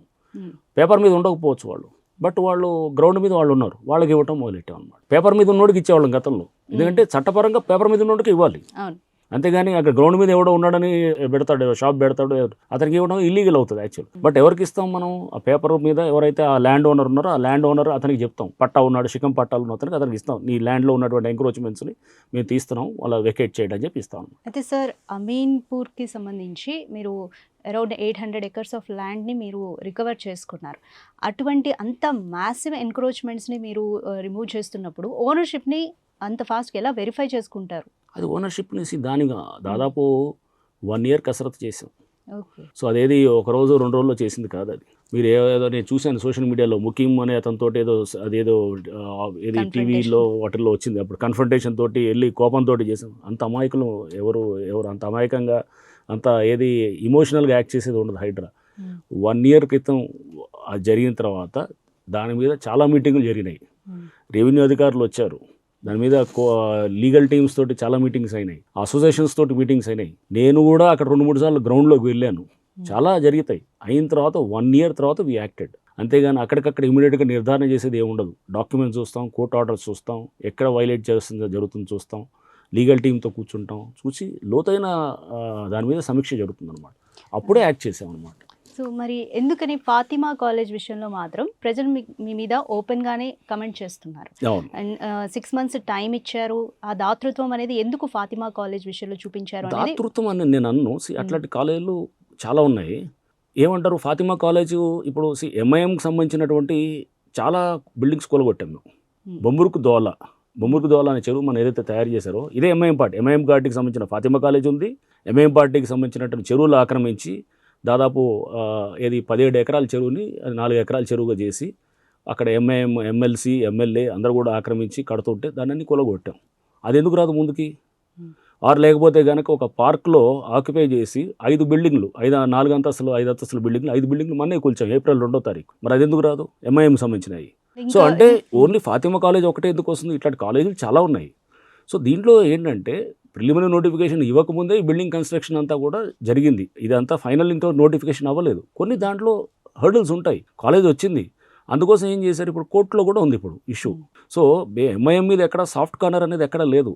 అంటే ఇప్పుడు ఫాతిమా కాలేజు మీరు ఎందుకు కూల్చట్లేదంటే ఎంఐఎంకి సాఫ్ట్గా ఉన్నారనే ఇండికేషన్ ఇస్తున్నట్టే కదా. మరి అదే సాఫ్ట్ కార్నర్ ఉంటే కనుక ఈయన ఎందుకు కొలగొడుతున్నారు? ఇన్ని బిల్డింగ్స్ 5 ఫ్లోర్డ్ బిల్డింగ్స్ 4ో 5ో తీసామనేది పార్క్లో ఉన్నటువంటి April 2వ తారీఖు. బట్ 6 months టైం ఇచ్చారు. ఆ 6 months కూడా అయిపోయింది కదా. 6 months కాదు, దాంట్లో అదే నేనేది దానికి కొన్ని ఇష్యూస్ ఉన్నాయన్నమాట. ఏంటంటే మనకి ఇప్పుడు FTL నోటిఫికేషన్ కాలేదు. అది బిల్డింగ్స్ అన్నీ ముందు నుంచే వాళ్ళు వచ్చినవి ఉన్నాయి. కొన్ని దాంట్లో వాళ్ళు బిల్డింగ్ రెగ్యులేషన్కి అప్లై చేసినవి ఉన్నాయి. సో దాంతోపాటు ఇప్పుడు పబ్లిక్ పిల్లు కూడా పడ్డ తర్వాత కోర్టు ఇప్పుడు డైరెక్ట్గా టేక్ ఓవర్ చేసి వాళ్ళే మళ్ళీ ఇప్పుడు సర్వే చేయమన్నారు. ఇరిగేషన్ రెవెన్యూని జాయింట్ సర్వే చేయమన్నారు. రీసర్వే చేసిన రిపోర్ట్ ప్రకారం అంటే కోర్టు మానిటర్ చేస్తుంది ఇప్పుడు అంతా అనమాట. కోర్టు మానిటర్ చేస్తూ ఇప్పుడు మీరు సర్వే చేయండి. సర్వే చేసిన తర్వాత ఆ సర్వే రిపోర్టు ఏదైతే చెరువు FTL నిర్ధారణ చేసిన తర్వాత మీరు దాన్ని HMDAకి పంపించండి. HMDA in turn will send it to Hydraa. అది పంపిస్తే హైడ్రా నోటిఫై చేస్తారు. ఏదైతే ఎగ్జాక్ట్గా మాకు వచ్చినటువంటి ఆ సర్వే రిపోర్ట్ ఏదైతే ఉందో దాని ఆధారంగా FTL కోర్టు ద్వారా డైరెక్షన్ జరుగుతుంది కాబట్టి ఇక మేము 100% వాళ్ళు ఏది ఇస్తారో అదే పబ్లిష్ చేస్తాం అనమాట. సో పబ్లిష్ చేసి కోర్టుకి చెప్తాం, మీరు ఇచ్చిన దాని ప్రకారం సర్వే దాన్ని మేము ఇప్పుడు పబ్లిష్ చేసాము అని చెప్పి కోర్టుకి చెప్తాం. సో ఇప్పుడు తర్వాత కోర్టు ఆదేశాలకు అనుగుణంగా ఫర్దర్గా ప్రొసీడ్ అవుతాం. సో మేము అన్ని చోట్ల కూడా కోర్టు ఆదేశాలకు అనుగుణంగానే పోతున్నాం. బతుకమ్మ కుంటలో కూడా కోర్టు ఆదేశాలకు అనుగుణంగానే పోయాం. మేము చెప్పింది ఎందుకని కోర్టు ఎగ్జాక్ట్లీ అక్కడ ఏమంటున్నారు, ధిక్కరించారన్న అపవాదం వచ్చింది. అదే ఏమైందంటే మేము అక్కడ బతుకమ్మ కుంటలో కూడా అంటే కంటెంప్ట్లో వెళ్ళే ముందు వాళ్ళు not to encroach on the interest of the petitioner అన్నారు. ఎడ్ల సుధాకర్ రెడ్డి అసలు చెరువే కాదంటాడు. చెరువే కాదు అని అంటాడు. మేము చెరువు అనేది శాటిలైట్ మ్యాప్స్ ద్వారా నాసా వాళ్ళు ఇచ్చినటువంటి ల్యాండ్సాట్, నాసా వాళ్ళు అమెరికన్ ఏజెన్సీ నాసా వాళ్ళు ల్యాండ్సాట్ అనే ఒక శాటిలైట్ ఉంది. దాని ద్వారా కొన్ని ఇమేజెస్ తీసినాయి. 1980s, 90s, 70s ఉన్న ఇమేజెస్ వాటర్ బాడీని చూపిస్తున్నాయి అనమాట, అక్కడ చెరువు ఉన్నట్టు. దాన్ని తెచ్చి గూగుల్ ఎర్త్ మీద కూర్చోబెట్టాము. సూపర్ ఇంపోజ్ చేస్తే ఎగ్జాక్ట్ కూర్చుంటుంది. సర్వే ఆఫ్ ఇండియా కేంద్ర ప్రభుత్వ సంస్థ 1970లో సర్వే చేసినప్పుడు మ్యాప్ తయారు చేస్తే ఆ మ్యాప్ తయారు చేసిన దాంట్లో చెరువు ఏదైతే ఉందో బతుకమ్మ కుంట అనేది దాన్ని తెచ్చి గూగుల్ ఎర్త్ మీద కూర్చుంటే ఎగ్జాక్ట్ కూర్చుంటుంది. అది చూపించాను కూడా నేను, అది ప్రెస్ మీట్ పెట్టేలా చూపించాను. ఆ GIS టీమ్ సూపర్ ఇంపోజ్ చేసి దాన్ని కరెక్ట్గా ఓవర్లే చేసాం అనమాట. చేసి ఇరిగేషన్ డిపార్ట్మెంట్ 1970లో కూడా దాన్ని గెజెట్ నోటిఫికేషన్లో చెరువు ఉన్నట్టుగా ఇచ్చారు. ఇవన్నీ ఎందుకండి అక్కడ అసలు ఫస్ట్ ఆఫ్ ఆల్ అక్కడ బేసికల్గా ఎవరైనా పెద్దవాళ్ళు ఉంటే కనుక 70-80 ఏళ్ళు ఉన్న వాళ్ళందరూ చెప్తారు మేము ఇదేమో ఇక్కడ చెరువులో అని అంటారు. అన్నిటికన్నా ఇంకా ముఖ్యం ఏంటంటే మీరు 2 అడుగులు దోవగా నీళ్ళు మొత్తం ఊట వచ్చినట్టు వచ్చిందనమాట. ఫుల్ నీరు ఊరితే ఇదే ఎడ్ల సుధాకర్ రెడ్డి అన్నాడు పైప్ పగిలింది, వీళ్ళు పైప్ పగలగొట్టారని చెప్పినాడు. అంటే ఇట్లా కబ్జాదారులు రకరకాలుగా చెప్తారు. సరే అతను ఏంటి కింద కోర్టులో ఓడిపోయాడు, పై కోర్టుకు వచ్చాడు. పై కోర్టులో అది పెండింగ్ ఉండగా మీరు ఎలా చేస్తారని చెప్పి మా మీద అన్నాడు అనమాట. అది పెండింగ్ ఉండగా అనేది మేమేమన్నామంటే మాకు కోర్టు పర్మిషన్ ఇచ్చింది, అది వాటర్ బాడీని ఎంతవరకు to the extent of inundation address చేశాడు, ఫ్లడ్ మిటిగేషన్ దానికి చేయొచ్చు అనేది చేస్తూ we have not encroached on the interest of the petitioner అనేది మేము చెప్పాము. ఎందుకంటే అతను మేము ఎలినేట్ చేయలేదు, ఏం లేదు. But court took other view and said that మీరు అక్కడ ఇవన్నీ చేయటం కూడా అది మీరు అతని ఇంట్రెస్ట్ని ఎంక్రోచ్ చేసినట్టుగానే అవుతుంది. ఏది అక్కడ ప్లే ఏరియాని చేయటము, లేదా మనం అక్కడ బతుకమ్మకుంట అనేది ఇది పెట్టి చేయటము, ఏది మన ఇనాగ్రేషన్ స్టోన్ పెట్టడం, ఇవన్నీ కూడా అనేది దాంట్లో భాగంగానే వచ్చింది కాబట్టి అని చెప్పి తీయమన్నారు. దాని మీద మేము సుప్రీంకోర్టుకి వెళ్ళాం. సుప్రీంకోర్టు సెట్ దట్ మీరు కంప్లై అవ్వండి, ఫెన్సింగ్ దాని దగ్గరకు వచ్చేవాడు మీరు అఫిడవిట్ ద్వారా మాకు తెలియపరచండి. దాన్ని మేము చూస్తాం, ఫెన్సింగ్ అవన్నీ తీయాలా వద్దా అనేది మేము చెప్పాం, సెక్యూరిటీ ఉంటుంది అక్కడ, పిల్లలు పడతారు దాంట్లో ఇదంతా అంటే మీరు అఫిడవిట్ రూపంలో తెలియజేయండి, మేము అప్పుడు దాన్ని పరిశీలిస్తామని చెప్పి సుప్రీంకోర్టు కూడా చెప్పింది. సో ఇదంతా కోర్టు పరిధిలో ఉంది యాక్చువల్లీ ఈ అంశం అంతా కూడా. బట్ అయినా కానీ మన ఎప్పుడో చూశాను ఎడ్ల సుధాకర్ రెడ్డి అసలు మీరు కోర్టు పరిధిలో ఉన్న అంశాన్ని ఎలా చేస్తారో చెప్తారని చెప్పి మనం ఎప్పుడో చూశాను, కాంటాక్ట్ రూల్స్ వైలేషన్ అని. అసలు ఫస్ట్ ఆఫ్ ఆల్ ఆయన వైలేట్ చేసి చెప్పాడు అనమాట, ఏది కోర్టు పరిధిలో ఉంటే కనుక అతను ఎలా చెప్తాడు, ఇక్కడ అసలు కుంటే లేదు, ఇదంతా మేము ఇది అసలు ఇది 2 ఎకరాలు కూడా లేదు, అసలు ఇదంతా మొత్తం కుంటే కాదని చెప్పి ఆయన చెప్తూ ప్రెస్ మీట్ పెట్టేలా చెప్పాడు. దానికి క్లారిఫికేషన్గా నేను మాట్లాడాను తప్ప కానీ కోర్టు పరిధిలో ఉన్న అంశాలు ఏది మేము మాట్లాడాం అనమాట. చాలా స్పష్టంగా కోర్టుకి అంటే హయ్యెస్ట్ రిగార్డ్ ఇస్తుంది అనమాట హైడ్రా కానీ మా ఇదేనేది.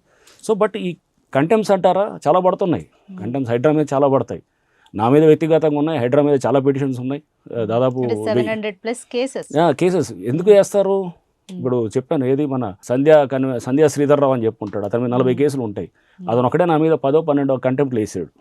ఓకే, మల్లారెడ్డి అని చెప్పి నల్లమల్లారెడ్డి అని ఉంటాడు, ఎవరు మన పోచారం మున్సిపాలిటీ, అతను 15 కేసులు వేసాడు కంటెంప్ట్లు. అతను ఏం చేశాడు, 2200 మంది సింగరేణి కార్మికుల ప్లాట్లన్నీ కూడా అతను మొత్తం చుట్టూ ఒక గోడ 10 కిలోమీటర్ల గోడ కట్టి, ఎంత దాదాపు 6-7 అడుగుల గోడ కట్టి లోపలికి ఎవరిని వెళ్ళనివ్వకుండా ఎంట్రీ ఎగ్జిట్ రెస్ట్రిక్ట్ చేస్తూ, ఏమన్నా లోపల ఉన్న వాళ్ళు ఏమన్నా ప్లాట్లు అమ్మాల్సి వస్తే వీళ్ళకే అమ్మానమాట. అంటే నువ్వు ఏం చేసినా కానీ కూడా ఎవడు అడిగేవాడు ఉండకూడదు, నీకు చెక్ ఏమన్నా అంటే కనుక లీగల్ నోటీస్ అంటావు, లేకపోతే ఏదో కోర్టుకు వెళ్ళి కంటెంప్ట్ అంటావు, అదే దాంతో భయపడతారని అనుకునేటటువంటి ధోరణితో అతను ఉన్నాడనమాట. సో మేము ఎదుర్కొంటాం, తప్పకుండా ఈ కేసులన్నీ ఎదుర్కొంటాం, కోర్టులో చట్టపరంగా ఎదుర్కొంటాం, ఇన్ని 100 కేసులు మా లీగల్ టీం చాలా స్ట్రాంగ్గా తయారు చేసుకున్నాం, చేస్తాం.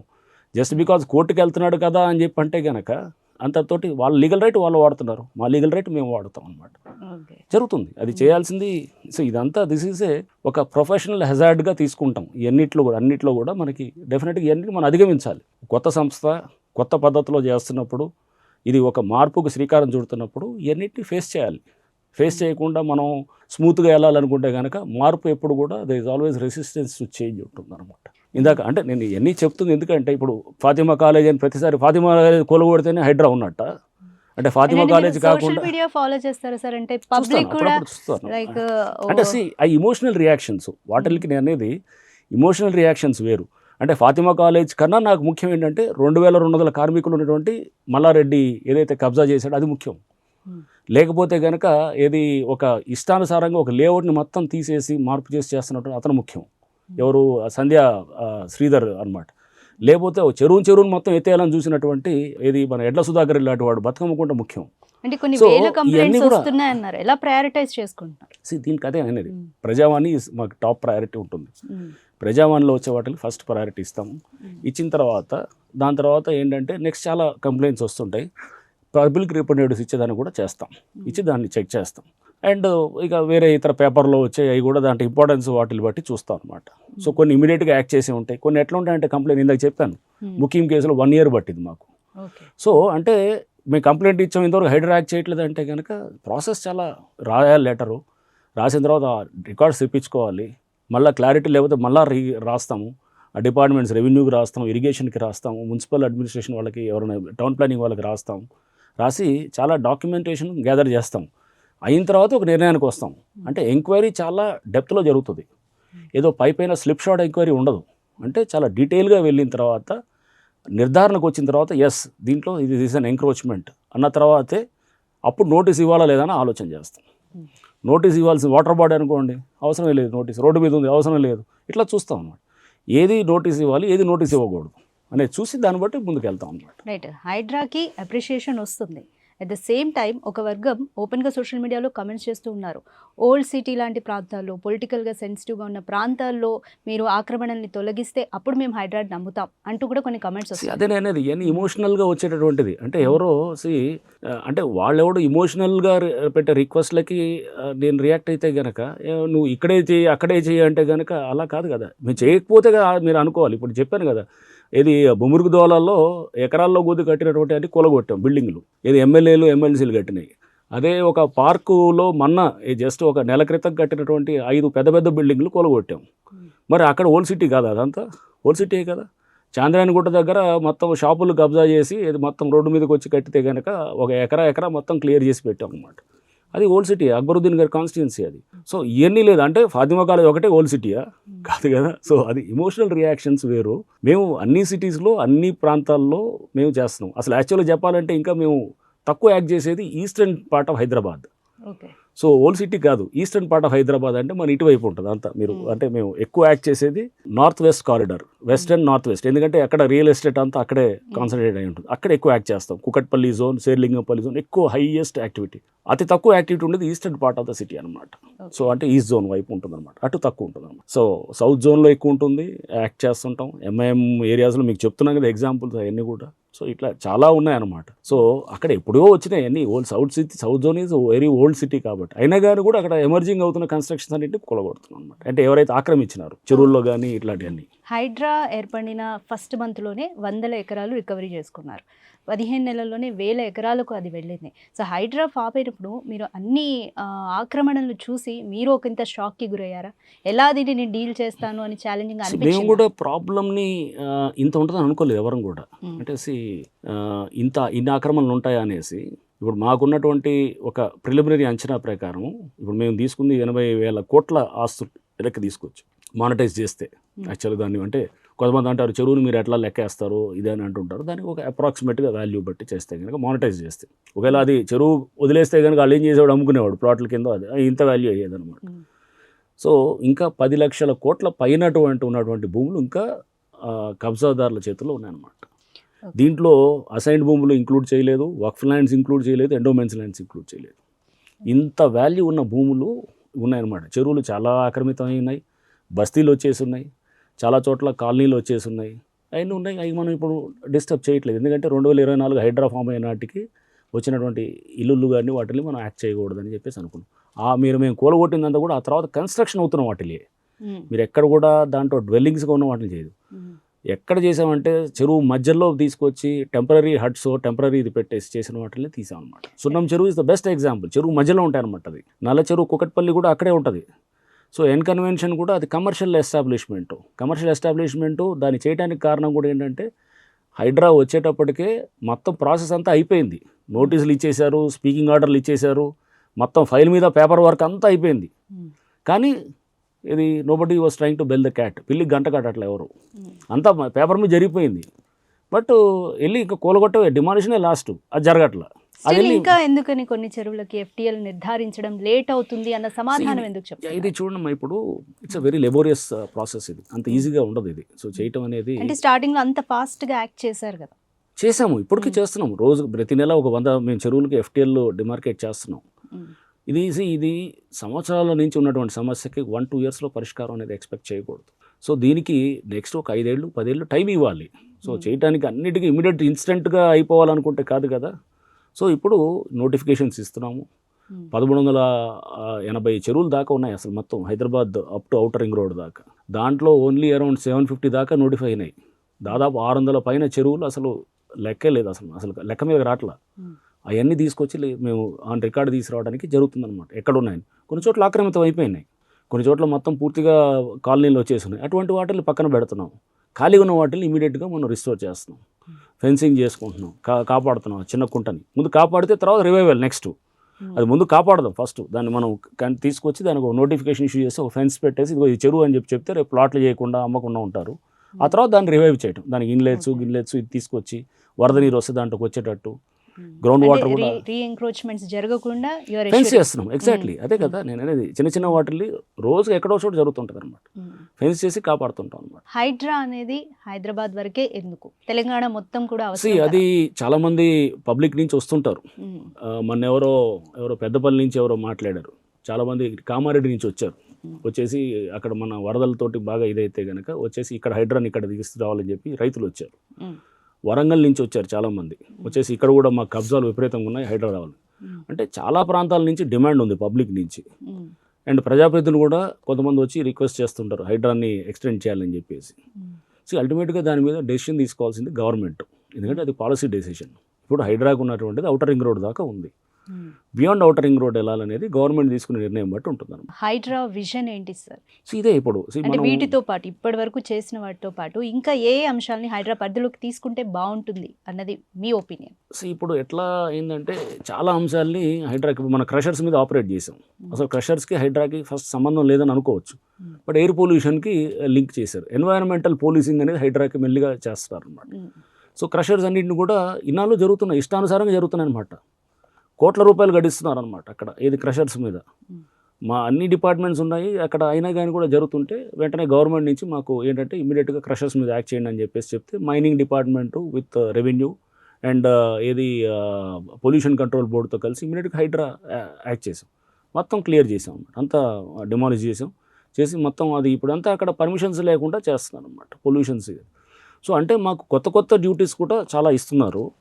దీంట్లో పాటు ఇంకా మనకి రోడ్ మ్యాప్, ముందు చెరువులు కాపాడాలి, నాలాలు కాపాడాలి, ప్రభుత్వ ఆస్తులు కాపాడాలి, నెక్స్ట్ ఏది ఫ్లడ్ మోడలింగ్ ఒకటి తయారు చేస్తానికి ప్లే చేస్తున్నాం, అది కూడా మొత్తం సిటీకి వర్షాకాలం వస్తుంది. అవును, రేపు నాలాలు క్లీన్ చేసేటటువంటిది అంటే యాక్చువల్గా నాలాలు క్లీన్ చేసేది జిహెచ్ఎంసీ చేస్తారు, మాకు ఇచ్చేది ఓన్లీ క్యాచ్ పిట్స్. దీని వరకు అయినా కానీ కూడా మేము ఇంకో స్టెప్ ముందుకెళ్ళి నాలాలు కూడా క్లీన్ చేస్తున్నాం అనమాట. చేసి ఇప్పుడు పోయినసారి చూశారు, మేము దాదాపు 2000 ట్రక్కులు తీసాం సిల్ట్. అసలు దాంతో కొంతవరకు బెటర్ అయింది. ఈసారి కూడా ఇంకా రేపు వచ్చేటటువంటి 4-5 నెలలు మాన్సూన్లో తప్పకుండా ఈ నాలాల్లో చూసాము. కృష్ణనగర్ ఉంది మన అమీర్పేట దగ్గర, మీరు చూసే కృష్ణనగర్లో అక్కడ స్థానిక ఎమ్మెల్యే గారు నవీన్ యాదవ్ గారు, నేను, కమిషనర్ జిహెచ్ఎంసీ ముగ్గురం కూడా వెళ్ళాం. అక్కడ పబ్లిక్ చెప్పారు లాస్ట్ 20 ఏళ్ల క్రితం చేశారు సార్ ఈ నాలాలన్నీ క్లీనింగ్, ఎప్పుడు చేయలేదు ఈ మధ్యకాలంలో అని చెప్పి. లాస్ట్ ఇయర్ కొంత మేము ఏదో ట్రై చేసాం కొంత, ఈసారి అన్ని స్లాబులు వేసి పైన కవర్ చేసినవన్నీ కూడా పగలగొట్టి మొత్తం క్లీన్ చేస్తున్నాం అన్నమాట. లోపల 6 అడుగులు ఉండాల్సినటువంటి నాల 5 అడుగులు 5.5 అడుగుల దాకా మొత్తం మట్టితో నిండిపోయింది. అది వెళ్ళేది ఒక 6 అడుగు ఉంటుంది అనమాట వాటర్ ఫ్లో అవడానికి.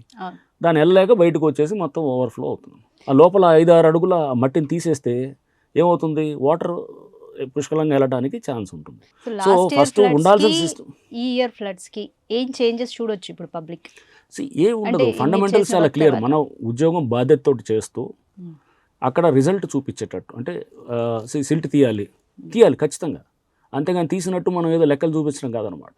అక్కడ సిల్ట్ ఉంటే కనుక కళ్ళ ముందు కనపడాలి. అక్కడ దాన్ని ఏం చేయాలి, పక్కన ఉన్నటువంటి ప్రజల్ని బాధ్యుల్ని చేస్తున్నాం మేము. వాళ్ళు కూడా దీంట్లో రెస్పాన్సిబుల్ చేస్తున్నాం. ఆ పక్కన ఉన్నటువంటి కాలనీస్ వాళ్ళని మీరు చూసుకోండి, ఇది ఈ సిల్ట్ తీసారా లేదో అనేది మీరు సర్టిఫై చేయాలి, మాకు వీడియోస్ పెడతాలి. వాళ్ళని కూడా దాంట్లో పెట్టి రేపు మునిగేది మీ ప్రాంతమే, అందుకోసం మీరు దాన్ని ఆ విధంగా మేము చేస్తాం అనమాట. అంటే ప్రజల్ని అక్కడ వాళ్ళని రెస్పాన్సిబుల్ చేస్తే కనుక రేపు ఇక్కడ ఎవరన్నా కాంట్రాక్టర్ కానీ ఎవరన్నా తప్పిదాలు చేసినా కానీ కూడా ఈ ప్రజలు పక్కన చెక్ చేసేవాళ్ళు ఉంటారు అనమాట. అది వాళ్ళని భాగస్వాములు చేసి చేస్తున్నాం. ఈసారి అది ప్లాన్ చేస్తున్నాం కూడా అనమాట. చెరువుల్లో కూడా మేము సిల్ట్ తీయాలనుకుంటున్నాం, సిల్ట్ తీసి మట్టి అంతా పుడికలు తీయాలి, పుడికలు తీయకుండా కూడా తీసారని చెప్పొచ్చు. సో దానికి ఏం చేస్తున్నాం, లోకల్ ఉన్నటువంటి చెరువు పక్కన ఉన్నటువంటి లేక్ కమిటీ ఒక దాన్ని తయారు చేసి ఆ చుట్టుపక్కల ఉన్న కాలనీ వాసులు వాళ్ళని కూడా దాంట్లో భాగస్వాములు చేసి అది చేశారా లేదా అని వాళ్ళు కూడా మనకి సర్టిఫై చేయాలన్నమాట. సో ప్రజల్ని దాంట్లో పార్టిసిపేషన్ చేస్తున్నాం. చేసి తప్పుదాలు జరగకుండా ప్రజల్ని కూడా దాంట్లో భాగస్వామ్యం చేస్తే కనుక ఆటోమేటిక్గా సిస్టమ్స్ ఇంప్రూవ్ అవుతాయి. రైట్ సార్, ఎప్పటికప్పుడు మీ అప్డేట్స్ కూడా చూస్తూ ఉంటాము. చెరువుల్ని మీరు పునరుద్ధరించాక ఉప్పల్, బాచుపల్లి, నిజాంపేట్, ప్రగతి నగర్ ఇలాంటి ఏరియాల్లో మీరు ఆ డ్రోన్ షాట్స్ని కూడా అప్లోడ్ చేసినప్పుడు అప్రిషియేషన్ కూడా మీకు చాలా వచ్చింది. అలాగే గేటెడ్ కమ్యూనిటీస్లో కూడా జిహెచ్ఎంసీ పరిధిలోనే ఉంటుంది ఈ రోడ్స్ అని కూడా మీరు కొంత కంట్రోల్ తీసుకున్నప్పుడు కూడా మీకు అప్రిషియేషన్ వచ్చింది. సో దీన్ని ఎలా తీసుకుంటున్నారు మీరు? సో ఇప్పుడు చెరువుల గురించి మీరు మాట్లాడినారు పునరుద్ధరణ. ఇప్పుడు హైడ్రా ఫస్ట్ ఫేజ్లో ఒక 6 చెరువులు టేకప్ చేసాము. సో సిటీ మొత్తం స్ప్రెడ్ చేసాం అనమాట. అంటే బతుకమ్మకుంట ఈస్ట్ వైపు, నెక్స్ట్ మీకు సౌత్లో ఇది బుమ్రుక్దోల, అండ్ నార్త్ వెస్ట్ కారిడార్లో కుకట్పల్లి చెరువు, తమ్మిడికుంట చెరువు, ఈస్టర్న్ కారిడార్లో మళ్ళీ ఇది ఉప్పల్ చెరువు. ఇట్లా అంటే మేము పలు ప్రాంతాల్లో ఇవన్నీ కూడా తీసుకొని డెవలప్ చేస్తున్నది అనమాట. 6 చెరువులు ఫస్ట్ ఫేజ్. నెక్స్ట్ ఇంకో 14 చెరువులు కూడా ఇచ్చారు గవర్నమెంట్ టేకప్ చేయమని చెప్పి. దాంట్లో ప్రధానంగా మనకి కాముని చెరువు, మూసాపేట్ కుకట్పల్లి దగ్గర ఉన్నటువంటి కాముని చెరువు. నెక్స్ట్ దాంతోపాటు మనకి ఇక్కడ తుర్క చెరువు నిజాంపేట్లో ఉంది, ఆ చెరువు ఉంది. ఉప్పల్ వైపు చూస్తే కనుక మనకి కాప్రా లేక్ ఉంది. నెక్స్ట్ రామాంతపూర్ చెరువు ఉంది. ఇట్లా చాలా చెరువులు కూడా, ఇబ్రహీంబాగ్ మన ఏది నెక్నంపూర్ దగ్గర ఇబ్రహీంబాగ్ చెరువు అని చెప్పి నార్సింగి దగ్గర అది టేకప్ చేస్తున్నాము. సో ఇట్లా అంటే మనం చందానగర్ దగ్గర గంగారం చెరువు అని చెప్పి ఉంది. ఇట్లా చాలా చెరువులు మనం 14 చెరువులు చేస్తున్నాం. 6 + 14 20 అయింది. ఇంతేకాకుండా ఇంకొక 4 పెద్ద చెరువుల మీద కూడా ప్రపోజల్స్ పంపించాం. అది మనకి అంబేర్ చెరువు అని చెప్పి మీకు ప్రగతి నగర్ నిజాంపేట్ దగ్గర ఒక పెద్ద చెరువు ఉందన్నమాట. అది రోడ్డు వెళ్తుంటే కూడా రోడ్డు పక్కనే ఉంటుంది. సో అది అద్భుతంగా ఉంటుంది ఆ చెరువు. అమీన్పూర్ చెరువు దాదాపు అది ఫస్ట్ బయోడైవర్సిటీ లేక్ అనమాట కంట్రీలో, ఆ లేక్. నెక్స్ట్ సరూర్ నగర్ చెరువు. నెక్స్ట్ ఇదే కాకుండా మనకి ఫాక్స్ సాగర్ లేక్ అని చెప్పి అది డిండిగల్ ఏరియాలో మనకి ఏది జీడిమెట్ల సూరారాం ఏరియాలో ఉంటుందన్నమాట. అది కూడా ఒక బ్యూటిఫుల్ లేక్ అది. ఈ అంటే టోటల్గా ఈ పెద్ద చెరువులు 4 అంటే మినీ ట్యాంక్ బండ్ లాగా డెవలప్ చేయాలని. సో 24 అయినాయి. ఇంతేకాకుండా సిఎస్ఆర్ కింద కూడా చాలామందిని మేము ఇన్వాల్వ్ చేసి చేయాలనేది కూడా వాళ్ళతో కూడా మీటింగ్స్ జరుగుతున్నాయి. అంటే ప్రైవేట్ ఇది ఇప్పుడు ఇన్ని 100 చెరువులు చేయాలంటే ప్రభుత్వంతో అవ్వదు. చిన్న చిన్న చెరువులు less than 5 acres less than 10 acres ఉంటాయి కనుక సిఎస్ఆర్లో టేకప్ చేసి మేమేం చేస్తామంటే సూపర్వైజ్ చేస్తాం. ఆ చెరువులు ఆక్రమణ అంటే చెరువు చేసేటప్పుడు గతంలో కూడా చేశారు. ఇప్పుడు మీరు చేసేది ఏంటి గొప్ప, ఇంతకుముందు కూడా చేశారు కదా అని ఎవడైనా అనొచ్చు. చెరువులు ఇంతకుముందు చేశారు, బట్ ఆక్రమణలు తీయలేదు ఎప్పుడు. ఇప్పుడు ఫస్ట్ టైం ఆక్రమణలు తీస్తున్నాం. మేము హైడ్రా ఫామ్ అయిన కొత్తల్లో బెంగళూరుకి వెళ్ళాము 2024 నవంబర్లో. వెళ్ళినప్పుడు అక్కడ మేము స్టడీ చేయడానికి వెళ్తే అక్కడ బెంగళూరులో ఉన్నటువంటి వాళ్ళ చీఫ్ ఇంజనీర్లు అందరూ వచ్చి మాకు చూపించారు. మొత్తం వాళ్ళ చెరువులు 2009 నుంచి చేస్తున్నారు. సో చేస్తుంటే చూస్తానికి వెళ్తే వాళ్ళు చూసిన తర్వాత ఒక 6 నెలల్లో వాళ్ళ టీం అంతా మన దగ్గరకు వచ్చారు. ఇక్కడ మీ దగ్గర నేర్చుకుందామని వస్తున్నాం సార్ అని. మా దగ్గర ఏముందంటే అసలు మీరు ఎంక్రోచ్మెంట్స్ ఎలా తీయగలుగుతున్నారు అన్నారు. అన్నిటికన్నా కష్టమైంది, అత్యంత ముఖ్యమైనది చెరువుల డెవలప్మెంట్లో ఎంక్రోచ్మెంట్స్ తీయటం. అది లేకుండా మనం సపోజ్ 20 ఎకరాల చెరువు ఉందనుకోండి, 15 ఎకరాలు ఎవరో ఆక్యుపై చేసి ఉంటాడు, ఎవరో ప్రైవేట్ పట్టాలంటాడు, శిఖం పట్టాలంటాడు. అవన్నీ వదిలేసి మనం 5 ఎకరాలు చేస్తే కనుక ఆ తక్కినంతా లైసెన్స్ ఇచ్చేటట్టుగా వాళ్ళు ఆక్యుపై చేసుకోవడానికి. సో అంటే అది కాకుండా ఇప్పుడు మనం వీలైనంత వరకు మ్యాక్సిమం ఇల్లులు నివాస గృహాలు లేకుండా ఉన్నటువంటి వాళ్ళు అన్నిటి కూడా మనం తీసుకున్నాం. బెస్ట్ ఎగ్జాంపుల్ ఈజ్ కుక్కట్పల్లి నల్ల చెరువు. 16 ఎకరాలు ఉండాలి, దాన్ని 30 ఎకరాలు చేసాం.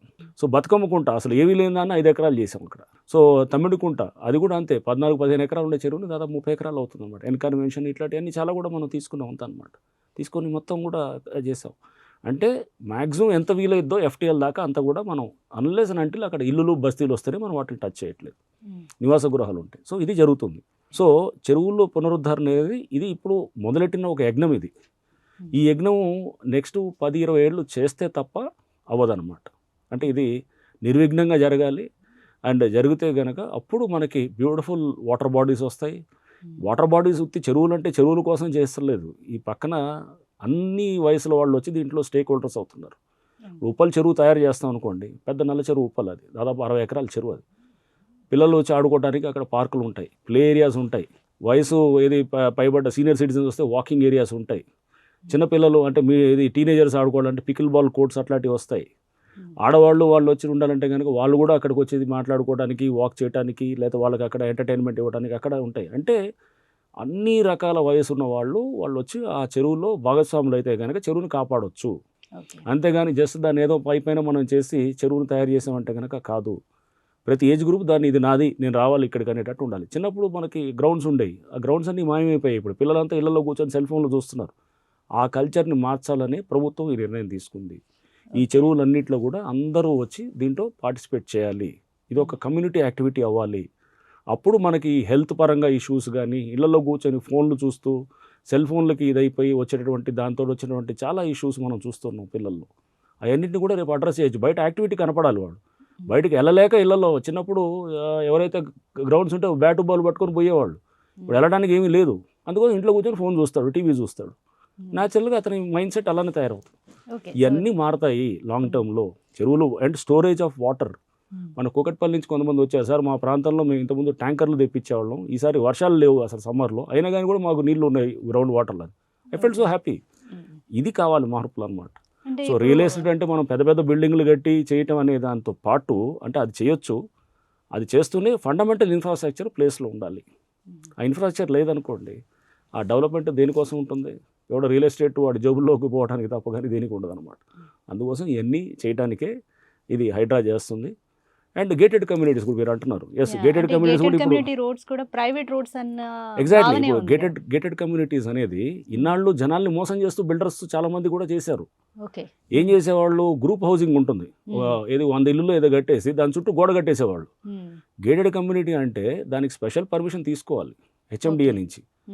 దానికి మెయిన్ ఏంటంటే పెరిఫరల్ రోడ్స్ అంటారు. అంటే గోడ ఇప్పుడు ఒక గేటెడ్ కమ్యూనిటీ వచ్చింది అనుకోండి, ఇటువైపు నుంచి అటువైపుకి మధ్యలో గేటెడ్ కమ్యూనిటీ రోడ్ కట్టే అంత మొత్తం బ్లాక్ చేసేస్తున్నాం కదా, రోడ్లు రానివ్వు మధ్యలో నుంచి గోడలు కట్టేస్తాం కదా. అప్పుడు ఏం చేయాలి, ఆ కాంపౌండ్ వాళ్ళు బయట చుట్టూ ఒక గోడ ఒక రోడ్డు తయారు చేయాలి. అంటే ఇటు కింద నుంచి అటు పైకి పోవాలంటే కనుక అతను గేటెడ్ కమ్యూనిటీ లోపల నుంచి వెళ్లకుండా బయట నుంచి వెళ్ళడానికి గోడ చుట్టూ ఉంటుంది అనమాట ఒక రోడ్డు. అవి విస్మరించి గేటెడ్ కమ్యూనిటీ అని చెప్పేసి వాళ్ళు పెరిఫరల్ రోడ్స్ వేయకుండా గోడలు కట్టేసి మీ గేటెడ్ కమ్యూనిటీ అని చెప్పేసి అమ్మేసినటువంటి చాలా ఉన్నాయన్నమాట. ఇప్పుడు ప్రణవ్ అది యాంటీలియా అని చెప్పి ఒకటి ఉంటుంది, ఇదేది మన బాచుపల్లిలో. వాళ్ళు వచ్చేసి అసలు హైడ్రా మా మీద వచ్చి యాక్ట్ చేస్తుంది. అసలు వాళ్ళ ప్లాన్ తీసి చూస్తే హెచ్ఎండి అప్రూవ్డ్ ప్లాన్, దాంట్లో క్లియర్గా రాసి ఉంటుంది అనమాట. This is a group housing, not a gated community రాసి ఉంటుంది. బట్ అయిన వాళ్ళు మాది గేటెడ్ కమ్యూనిటీ అని చెప్పి చెప్తుంటారు. అది అంటే అక్కడ దానివల్ల ఏమవుతుంది, అక్కడికి వెళ్ళేటప్పుడు మల్లంపేట ఒకటి ఎగ్జిట్ ఇచ్చారు, ఓఆర్ఆర్ మీద ఎగ్జిట్ ఇస్తే దాని నుంచి వచ్చే ట్రాఫిక్ అసలు నీకు చట్టపరంగా హక్కే లేదు కదా, నువ్వు ఎలా ఆపుతావు? నువ్వు బిల్డర్ కనుక మీకు అమ్ముంటే బిల్డర్ని ప్రాసిక్యూట్ చేయండి, బిల్డర్ మీద కేసులు పెట్టండి అనేది. ఇప్పుడు అందుకో పబ్లిక్ అందరూ కూడా ఇప్పుడు హైడ్రా అనేది అందుకో నేను చెప్తుంది రీడిఫైన్ చేసింది, పబ్లిక్ని అవేర్నెస్ పెంచుతుంది, అప్రూవ్డ్ లేఅవుట్స్ వైపు తీసుకెళ్తుంది. ఏది DTCP approved layouts, Hyderabad ORR బయట అయితే డిటీసీపీకి వెళ్ళాలి, లేదు అంటే హెచ్ఎండిఏ లిమిట్స్ దాటితే డిటీసీపీ లేఅవుట్స్ ఉంటాయి రూరల్ ఏరియాస్లో. హెచ్ఎండిఏ లోపల అయితే కనుక హెచ్ఎండిఏ అప్రూవ్డ్ లేఅవుట్స్ ఉండాలి. అప్రూవ్డ్ లేఅవుట్సే కొనండి అని చెప్తాం అన్నమాట. అన్అప్రూవ్డ్ వైపు వెళ్ళొద్దు, ఎందుకంటే రేపు దాన్ని తీసేసి మళ్ళీ ఏదైనా మళ్ళీ మార్చొచ్చు. ఆ అవేర్నెస్ ఇప్పుడు వచ్చింది. ఇది ఇన్నాళ్ళు మరి ఉన్నాయి, టౌన్ ప్లానింగ్ ఉంది, అన్ని డిపార్ట్మెంట్స్ ఉన్నాయి. ఇప్పుడు ఎప్పుడైతే కనుక మనం చర్యలు తీసుకోవడం మొదలెట్టాం అందరికీ ఇప్పుడు ఆ నాలెడ్జ్ వచ్చేసింది. గేటెడ్ కమ్యూనిటీ అంటే ఇది. సో మేము ఇచ్చేటటువంటి ప్రెస్ నోటిఫికేషన్స్ ఇచ్చేది కూడా ఎందుకు ఇస్తాము, దాంట్లో ఇచ్చేటప్పుడు పబ్లిక్ చదవాలి, ఒక ఎడ్యుకేట్ అవ్వాలి, అతని అవేర్నెస్ పెరగాలి. అతనికి ఎప్పుడైతే కనుక అతనికి దాని గురించి అవగాహన పెరిగిందో మోసపోడు అనేటటువంటి దాంతో మేము ఇస్తుంటాం. ఎవరిని వచ్చి మా కంప్లైంట్ ఇస్తే ప్రజావాణిలో కానీ ఎవరిని ఇస్తే దాన్ని మొత్తం పూర్తిగా దాన్ని మెన్షన్ చేస్తాం. ఎందుకంటే రేపు అవేర్నెస్ తోటి అతను రేపు will be more stronger, cheat చేయబడ్డా అనమాట. రైట్. రంగనాథ్ గారు అంటే హైడ్రా కమిషనర్గానే ఇప్పుడు చాలా మందికి పాపులర్ తెలుసు. అండ్ బిఫోర్ హైడ్రా మీకున్న ట్రాక్ రికార్డ్ గురించి మాట్లాడినా, మీ పర్సనల్ లైఫ్ ఒకసారి చూసిన, ఐఏఎస్, మీ ఫాదర్ కూడా ఐఏఎస్ ఆఫీసర్. సో ఆ లెగసీని కంటిన్యూ చేయడానికి మీరు సివిల్స్ని ఎంచుకున్నారా, లేకపోతే వేరే పాత్కి వెళ్ళాలి అన్న ఏమైనా ఆలోచన చేశారా? నేను ఈ ఉద్యోగంలో రావటము, పోలీస్ డిఎస్పీగా రావటము is by choice, not by chance. అంటే నేనేదో ఏదో ఉద్యోగం రాబోయి ఇట్లా రాలేదు. రాసినప్పుడు ప్రిఫరెన్సెస్లో డిఎస్పీ ఒక్కటే రాశాను అనమాట. నేను అంతకుముందు బ్యాంకులో ఉద్యోగం చేస్తుంటేవాడిని, అసిస్టెంట్ మేనేజర్గా సిడ్బీలో, small industries development bank of India అనే దాంట్లో మంచి దీంట్లో ఉండేవాడిని. ఈ దీంట్లో డిఎస్పీగా రిక్రూట్ అయ్యాను. అయిన తర్వాత నేను అఫ్కోర్స్ నేను ఇక్కడికి వచ్చే ముందు IG north and central Telangana multizone 1 కింద ఉండేవాడిని. సో ఇప్పుడు ఈ హైడ్రా అనే దాన్ని కాన్స్టిట్యూట్ చేసినప్పుడు నన్ను రావాలని చెప్పేసి గవర్నమెంట్ దీనికి ఎందుకంటే సూటబుల్ అనేటటువంటి దాన్ని చూసినప్పుడు they said you are the right person for this, right position, right man for the right job. Government అది తీసుకుంటారు కాబట్టి. So I said yes, no problem, నేను వస్తాను. బట్ నాకు డిజాస్టర్ మేనేజ్మెంట్ అంటే ఏంటంటే ఇది డిజాస్టర్ మేనేజ్మెంట్ కాదు, ఇది దానికన్నా చాలా ఇంపార్టెంట్ ఉన్నటువంటి అసెట్ ప్రొటెక్షన్, డిజాస్టర్ మేనేజ్మెంట్ ఇవన్నీ కలిసి ఉన్నాయి. కాబట్టి ఆల్రెడీ ఈవీ ఉంది, డిఎం ఉంది, వీటన్నింటిని రీఆర్గనైజ్ ఎందుకు? అది ఈవీడిఎం అనేది ఇంతకుముందు ఉండింది, అది జిహెచ్ఎంసీలో భాగంగా ఉండేది. EVDM enforcement, vigilance, disaster management అని. బట్ అదేంటంటే జిహెచ్ఎంసీ కమిషనర్ కింద ఉండేది, ఇండిపెండెంట్గా ఉండేది కాదు. సో ఇప్పుడు నేను యాక్ట్ చేసేటప్పుడు, నేను జిహెచ్ఎంసీకి సంబంధించిన వాటి మీద యాక్ట్ చేసేటప్పుడు ఇండిపెండెంట్గా ఉంటేనే నేను యాక్ట్ చేయగలుగుతాను. సో నేను ఇప్పుడు కమిషనర్ కిందో లేకపోతే ఎవరి కిందో ఉంటే కనుక కమిషనర్ చెప్పినట్టు చేయాల్సి వస్తుంది. అందులో ఇది ఒక సూపర్ టైమ్ స్కేల్, అంటే ఒక ఐజీ, సెక్రటరీ ర్యాంక్ పైన ఉన్నటువంటి అధికారులే దీన్ని హెడ్ చేయగలుగుతారు, కమిషనర్ హైడ్రా అనమాట. So that is how the GO constitution అనమాట, అట్లా ఉన్నదన్నమాట. రైట్. అరౌండ్ 1996లో మీ కెరీర్ స్టార్ట్ చేశారా? గ్రూప్ 98లో గ్రూప్ 1 ఆఫీసర్గా కెరీర్ని స్టార్ట్ చేశారు. అండ్ 2006లో మీరు ఐపీఎస్ ఆఫీసర్ అయ్యారు. ఈ 8 years టైం పట్టింది మీకు. బట్ యూపీఎస్సీ ద్వారా నేరుగా ఐపీఎస్ ఆఫీసర్ అయ్యే వాళ్ళకి ఈ 8 yearsలో మీరు నేర్చుకున్న పాఠాలు వాళ్ళు ఏమైనా మిస్ అవుతున్నారా, ఏమన్నా ఉందా? చాలా ఏం లేదండి. ఎట్లా ఉంటుందంటే దేని స్ట్రెంత్ దానికి ఉంటుంది. ఒక డిఎస్పీగా వచ్చినప్పుడు ఫీల్డ్ నాలెడ్జ్ చాలా స్ట్రాంగ్ ఉంటుంది అనమాట, అంటే గ్రౌండ్ నాలెడ్జ్ చాలా గట్టిగా ఉంటుంది. సో మీకు ఇప్పుడు నేను 2000లో ఫస్ట్ పోస్టింగ్, 2000 నుంచి సపోజ్ నాకు ఫీల్డ్ డిఎస్పీగా ఒక 3 ఏళ్ళు నేను అంటే ఉండటం, ఫస్ట్ యంగ్ ఆఫీసర్ గా మీరు డైరెక్ట్ కొత్తగూడెంలో పోస్టింగ్ డిఎస్పీకి వెళ్ళాను. అవును. తీసుకున్నారు. సో అంటే అది ఒక కాన్ఫ్లిక్టెడ్ జోన్, నక్సలిజం నక్సల్ ఎక్కువగా ఉన్నటువంటి ఉంటుంది. ప్రాంతం. మీకంటే అవును. ఫస్ట్ టైం అసలు మీ మైండ్ సెట్ ఏంటి? భయం అప్పుడు వేయలేదా? నాకు అప్పుడు ఎట్లా ఉంటుంది, ఫస్ట్లో అందరిలాగానే ఉండేది. నక్సలిజం అంటే ఎవడో మనకు తెలియదు, ఏ రోడ్డు ఎంబటి కార్నర్లో ఉండి మన మీద ఎవడన్నా దాడి చేస్తాడనేటటువంటి, అంటే ఒక మామూలు మనం కాలేజీ నుంచి వచ్చి బయటికి అప్పుడే యంగ్ ఆఫీసర్గా Exactly. వెళ్ళినప్పుడు ఒక ఏమాత్రం ట్రైనింగ్ అయింది అంతే తప్ప కానీ అవగాహన లేదు. రకరకాల భయాలు ఉంటాయి. ఆ టైంలో నక్సలిజం చాలా పీక్లో ఉండేది. మాధవ్ రెడ్డి గారు అని చెప్పి హోమ్ మినిస్టర్ ఉండారు, ఆయన్ని గట్కేసర్ దగ్గర బ్లాస్ట్ చేసి చంపేశారనమాట. అప్పుడు చంద్రబాబు నాయుడు గారి గవర్నమెంట్. చంద్రబాబు నాయుడు గారి మీద అలిపిరి దగ్గర బ్లాస్ట్ చేశారు 2003లో తిరుపతి దగ్గర. ఎంతోమంది ఎస్పీలని చంపారు, ఎంతోమంది ఎమ్మెల్యేలని చంపారు, ఎన్నో పోలీస్ స్టేషన్స్ అటాక్ చేసి పోలీస్ కానిస్టేబుల్స్ 100 మంది చనిపోయారు. ఆ పరిస్థితుల్లో అప్పుడు మేము ఉద్యోగం చేయడం అనేది ఖచ్చితంగా అది డెఫినెట్గా ఒక కత్తి మీద సాము లాంటిది ఉండేది అనమాట. సో ప్రతిరోజు కూడా మనం పర్ఫామ్ చేయాలి అక్కడ. అంటే మనం అక్కడ ప్రజలకి దగ్గర అవుతుండే ఈ నక్సలిజం అనే దాన్ని ఎలిమినేట్ చేయడానికి అప్పుడు ఉన్నటువంటి పోలీస్ యంత్రాంగం అంతా కూడా చాలా స్ట్రాంగ్గా కృషి చేసింది. దాంట్లో నేను కూడా ఒకడిని అవ్వటం అనమాట, అంతే. అంటే మీకు ప్రెసిడెంట్స్ పోలీస్ మెడల్, గెలంట్రీ అవార్డు కూడా మీరు తీసుకున్నారు. అవును. సో ప్రాణాలకి తెగిస్తేనే ఇలాంటి అవార్డ్స్ వస్తూ ఉంటాయి. సో మీరు చేసిన ఆపరేషన్స్లో ఇది నాకు చివరి రోజేమో అన్న అలా ఫీల్ అయిన ఆపరేషన్స్ ఏమన్నా ఉన్నాయి? అలా ఏం లేదండి. అంటే ఇది చివరి రోజు ఇది అనేది అట్లా ఏమి ఉండదు. బట్ రిస్క్ ఉంటుంది. ఇప్పుడు highly vulnerable areas like Markapur వెళ్ళాను నేను. వెళ్ళినప్పుడు అది it was considered to be Prakasam జిల్లాలో ఉన్నటువంటి నక్సల్స్ హెడ్ క్వార్టర్స్ కింద తీసుకునేవాళ్ళు అప్పుడు. సో అక్కడ ఎస్పీ మీద బ్లాస్టింగ్ అయింది. బుల్లెట్ ప్రూఫ్ వెహికల్ ఉండటంతో అతను సేఫ్ గార్డ్ అయ్యాడు. ఒంగోలు అవుతుంది. నన్ను కూడా చేయాలని చెప్పి చాలా ట్రై చేశారు. అది ఎప్పటికప్పుడు మేము తప్పించుకోవటం అది జరుగుతుండేది. సో అంటే ప్రతిరోజు కూడా మనం అక్కడ మనం సర్వైవ్ అవ్వాలి. అంటే మనం ఖచ్చితంగా బతకాలన్నప్పుడు దానికి కావాల్సినటువంటి ఎత్తుగడలు కానీ ఇవన్నీ ఉంటాయి, అది చేస్తుండేవాళ్ళము. సో ఈరోజు ఇక్కడ లేదు, మనం ఇక్కడ ఇదే లాస్ట్ డే అట్లా ఏమి ఉండదు. సో ప్రతిరోజు ఫైట్ చేయటం, నేనే కాదు నాతో పాటు ఉన్నటువంటి ఆ టైంలో పనిచేసిన పోలీస్ ఆఫీసర్లు కానీ, కానిస్టేబుల్ కానీ, హోంగార్డులు కానీ అందరూ కూడా ఆ తెగింపు, ఆ ధైర్యం చూపించారు కాబట్టి తర్వాత నక్సల్ ఫ్రీ అయిందనమాట. ఇప్పుడు తెలంగాణ అంతా కూడా మీరు చూస్తే కనుక ఇప్పుడు నక్సల్ ఫ్రీ అయింది. ఏదో ఒక 2-3 కొంతమంది సరెండర్ అవ్వాల్సి ఉన్నారు. ఇప్పుడు ఇండియా మొత్తం కూడా నక్సల్ విముక్త భారత్గా, అంటే మొత్తం పూర్తిగా నక్సలిజంని చేసినట్టుగా మన కేంద్ర ప్రభుత్వం కూడా చేసింది. సో దీంట్లో ఎంతమంది పోలీసుల కృషి ఉంది, వాళ్ళ ధైర్య సాహసాలతో చేసినటువంటివి ఉన్నాయి. అండ్ వీఆర్ ఫార్చునేట్, బహుశా అట్లాంటి వాటిలో కూడా మేము ఉన్నాం అనేది బహుశా ఐ థింక్ ఆ ఎక్స్పీరియన్సే మమ్మల్ని చాలా బహుశా ఒక స్ట్రాంగ్ ఆఫీసర్స్గా తయారు చేసిందేమో అనుకుంటాం. అంటే ఈ యుద్ధాలు ఇవన్నీ చూసినప్పుడు ఈ నక్సలిజంని కౌంటర్ చేయటము దీంట్లో అనే దాంట్లో అప్పుడు ఉన్నటువంటి ఆఫీసర్స్ అందరూ కూడా డెఫినెట్గా కొంత డిఫరెంట్ మైండ్ సెట్ ఉంటారనమాట. అది సో గ్రేహౌండ్స్ అసాల్ట్ కమాండర్గా వర్క్ చేశారు. సో ఎన్కౌంటర్ చేయాలి నక్సల్స్ని, ఈ విధంగా ఉంటుంది అక్కడ. లైక్ హ్యూమన్ రైట్స్ స్క్రూటినీ కూడా ఉంటుంది. అక్కడ నుంచి షిఫ్టింగ్ టు ఐపీఎస్ ఆఫీసర్గా పౌరుల హక్కులను కాపాడాలి. సో ఇక్కడ హ్యుమానిటీ గ్రౌండ్స్. సో ఈ రెండిటికి మధ్య, అంటే రెండు పబ్లిక్ సర్వీసే కాదనట్లేదు, బట్ ఒక థిన్ లైన్ ఉంటుంది. మీరు ఎలా డిఫరెన్షియేట్ చేస్తారు? నక్సలైట్స్ని అది చేసినప్పుడు దానికి ఉండేటటువంటి సిస్టమ్ ఒకటి ఉంటుంది. అంటే అప్పుడు గ్రేహౌండ్స్లో కానీ హ్యూమన్ రైట్స్ అంటే ఎస్ డెఫినెట్గా వాళ్ళని ఎవరైనా నిరాయుధులు దొరికితే వాళ్ళు పట్టుకొని అరెస్ట్ చేసే చాలా సందర్భాలు ఉన్నాయి చేసినవి. బట్ వాళ్ళు దాడి చేస్తే పోలీసుల మీద సెల్ఫ్ డిఫెన్స్లో చేస్తున్నప్పుడు ఎన్కౌంటర్లు చాలా అయినాయి ఉన్నాయి అన్నమాట. సో అది ఒక టైప్ ఆఫ్ ఇది. హ్యూమన్ రైట్స్ అనేది మళ్ళీ ఇక్కడికి వచ్చేటప్పుడు పోలీస్ స్టేషన్లోకి వచ్చి సపోజ్ ఒక ఎస్ఐ అకారణంగా ఎవరి మీదన్నా ఒక వ్యక్తి మీద కర్రతో కొట్టో లేదా అతని చెంపదెబ్బ కొట్టినా కానీ కూడా సస్పెండ్ చేసిన సందర్భాలు చాలా ఉన్నాయి. ఎందుకంటే అక్కడ అంత కఠినంగా ఉన్నప్పుడు ఇక్కడ మనము రైట్ ఉన్నవాడి మీద రైట్ వైపు బిహేవ్ చేయాలి, రాంగ్ వాడి మీద ఎవడో రౌడీ షీటర్ ఉంటాడు వాడిని తెచ్చి కొంచెం కఠినంగా హ్యాండిల్ చేస్తే దానికి ఒక అర్థం ఉంటుంది. బట్ జెన్యూన్ పార్టీసు లేకపోతే ఎవడో చిన్న ఏదో వస్తారు, భార్యాభర్తల ఇష్యూలో ఏదో వచ్చిన వాడిని తీసుకొచ్చి అతను ఏదో చిన్న సమస్యతో వస్తాడు, లేదా ఇంకేదో అతను నష్టపోయిన వాళ్ళు వస్తాడు, బాధితుడిని మనం 4 మిస్ హ్యాండిల్ చేయటం కానీ చేస్తే కనుక చాలా కఠినంగా హ్యాండిల్ చేసిన సందర్భాలు ఉన్నాయన్నమాట. ఈ రెండు సెపరేట్గా చూడాలి. సో పబ్లిక్ అనేది పోలీస్ స్టేషన్కి వచ్చినప్పుడు మనం ఒక నమ్మకం కలిగించాలి అనేది ఆ ఫిలాసఫీలో మేమంతా కూడా ఉద్యోగం చూస్తూ వచ్చిన వాళ్ళమే అనమాట అందరం. సో దాంట్లో నేను కూడా ఒకడినే అంటే ఆ ఫిలాసఫీ సబ్స్క్రైబ్ అయ్యే వాళ్ళలో.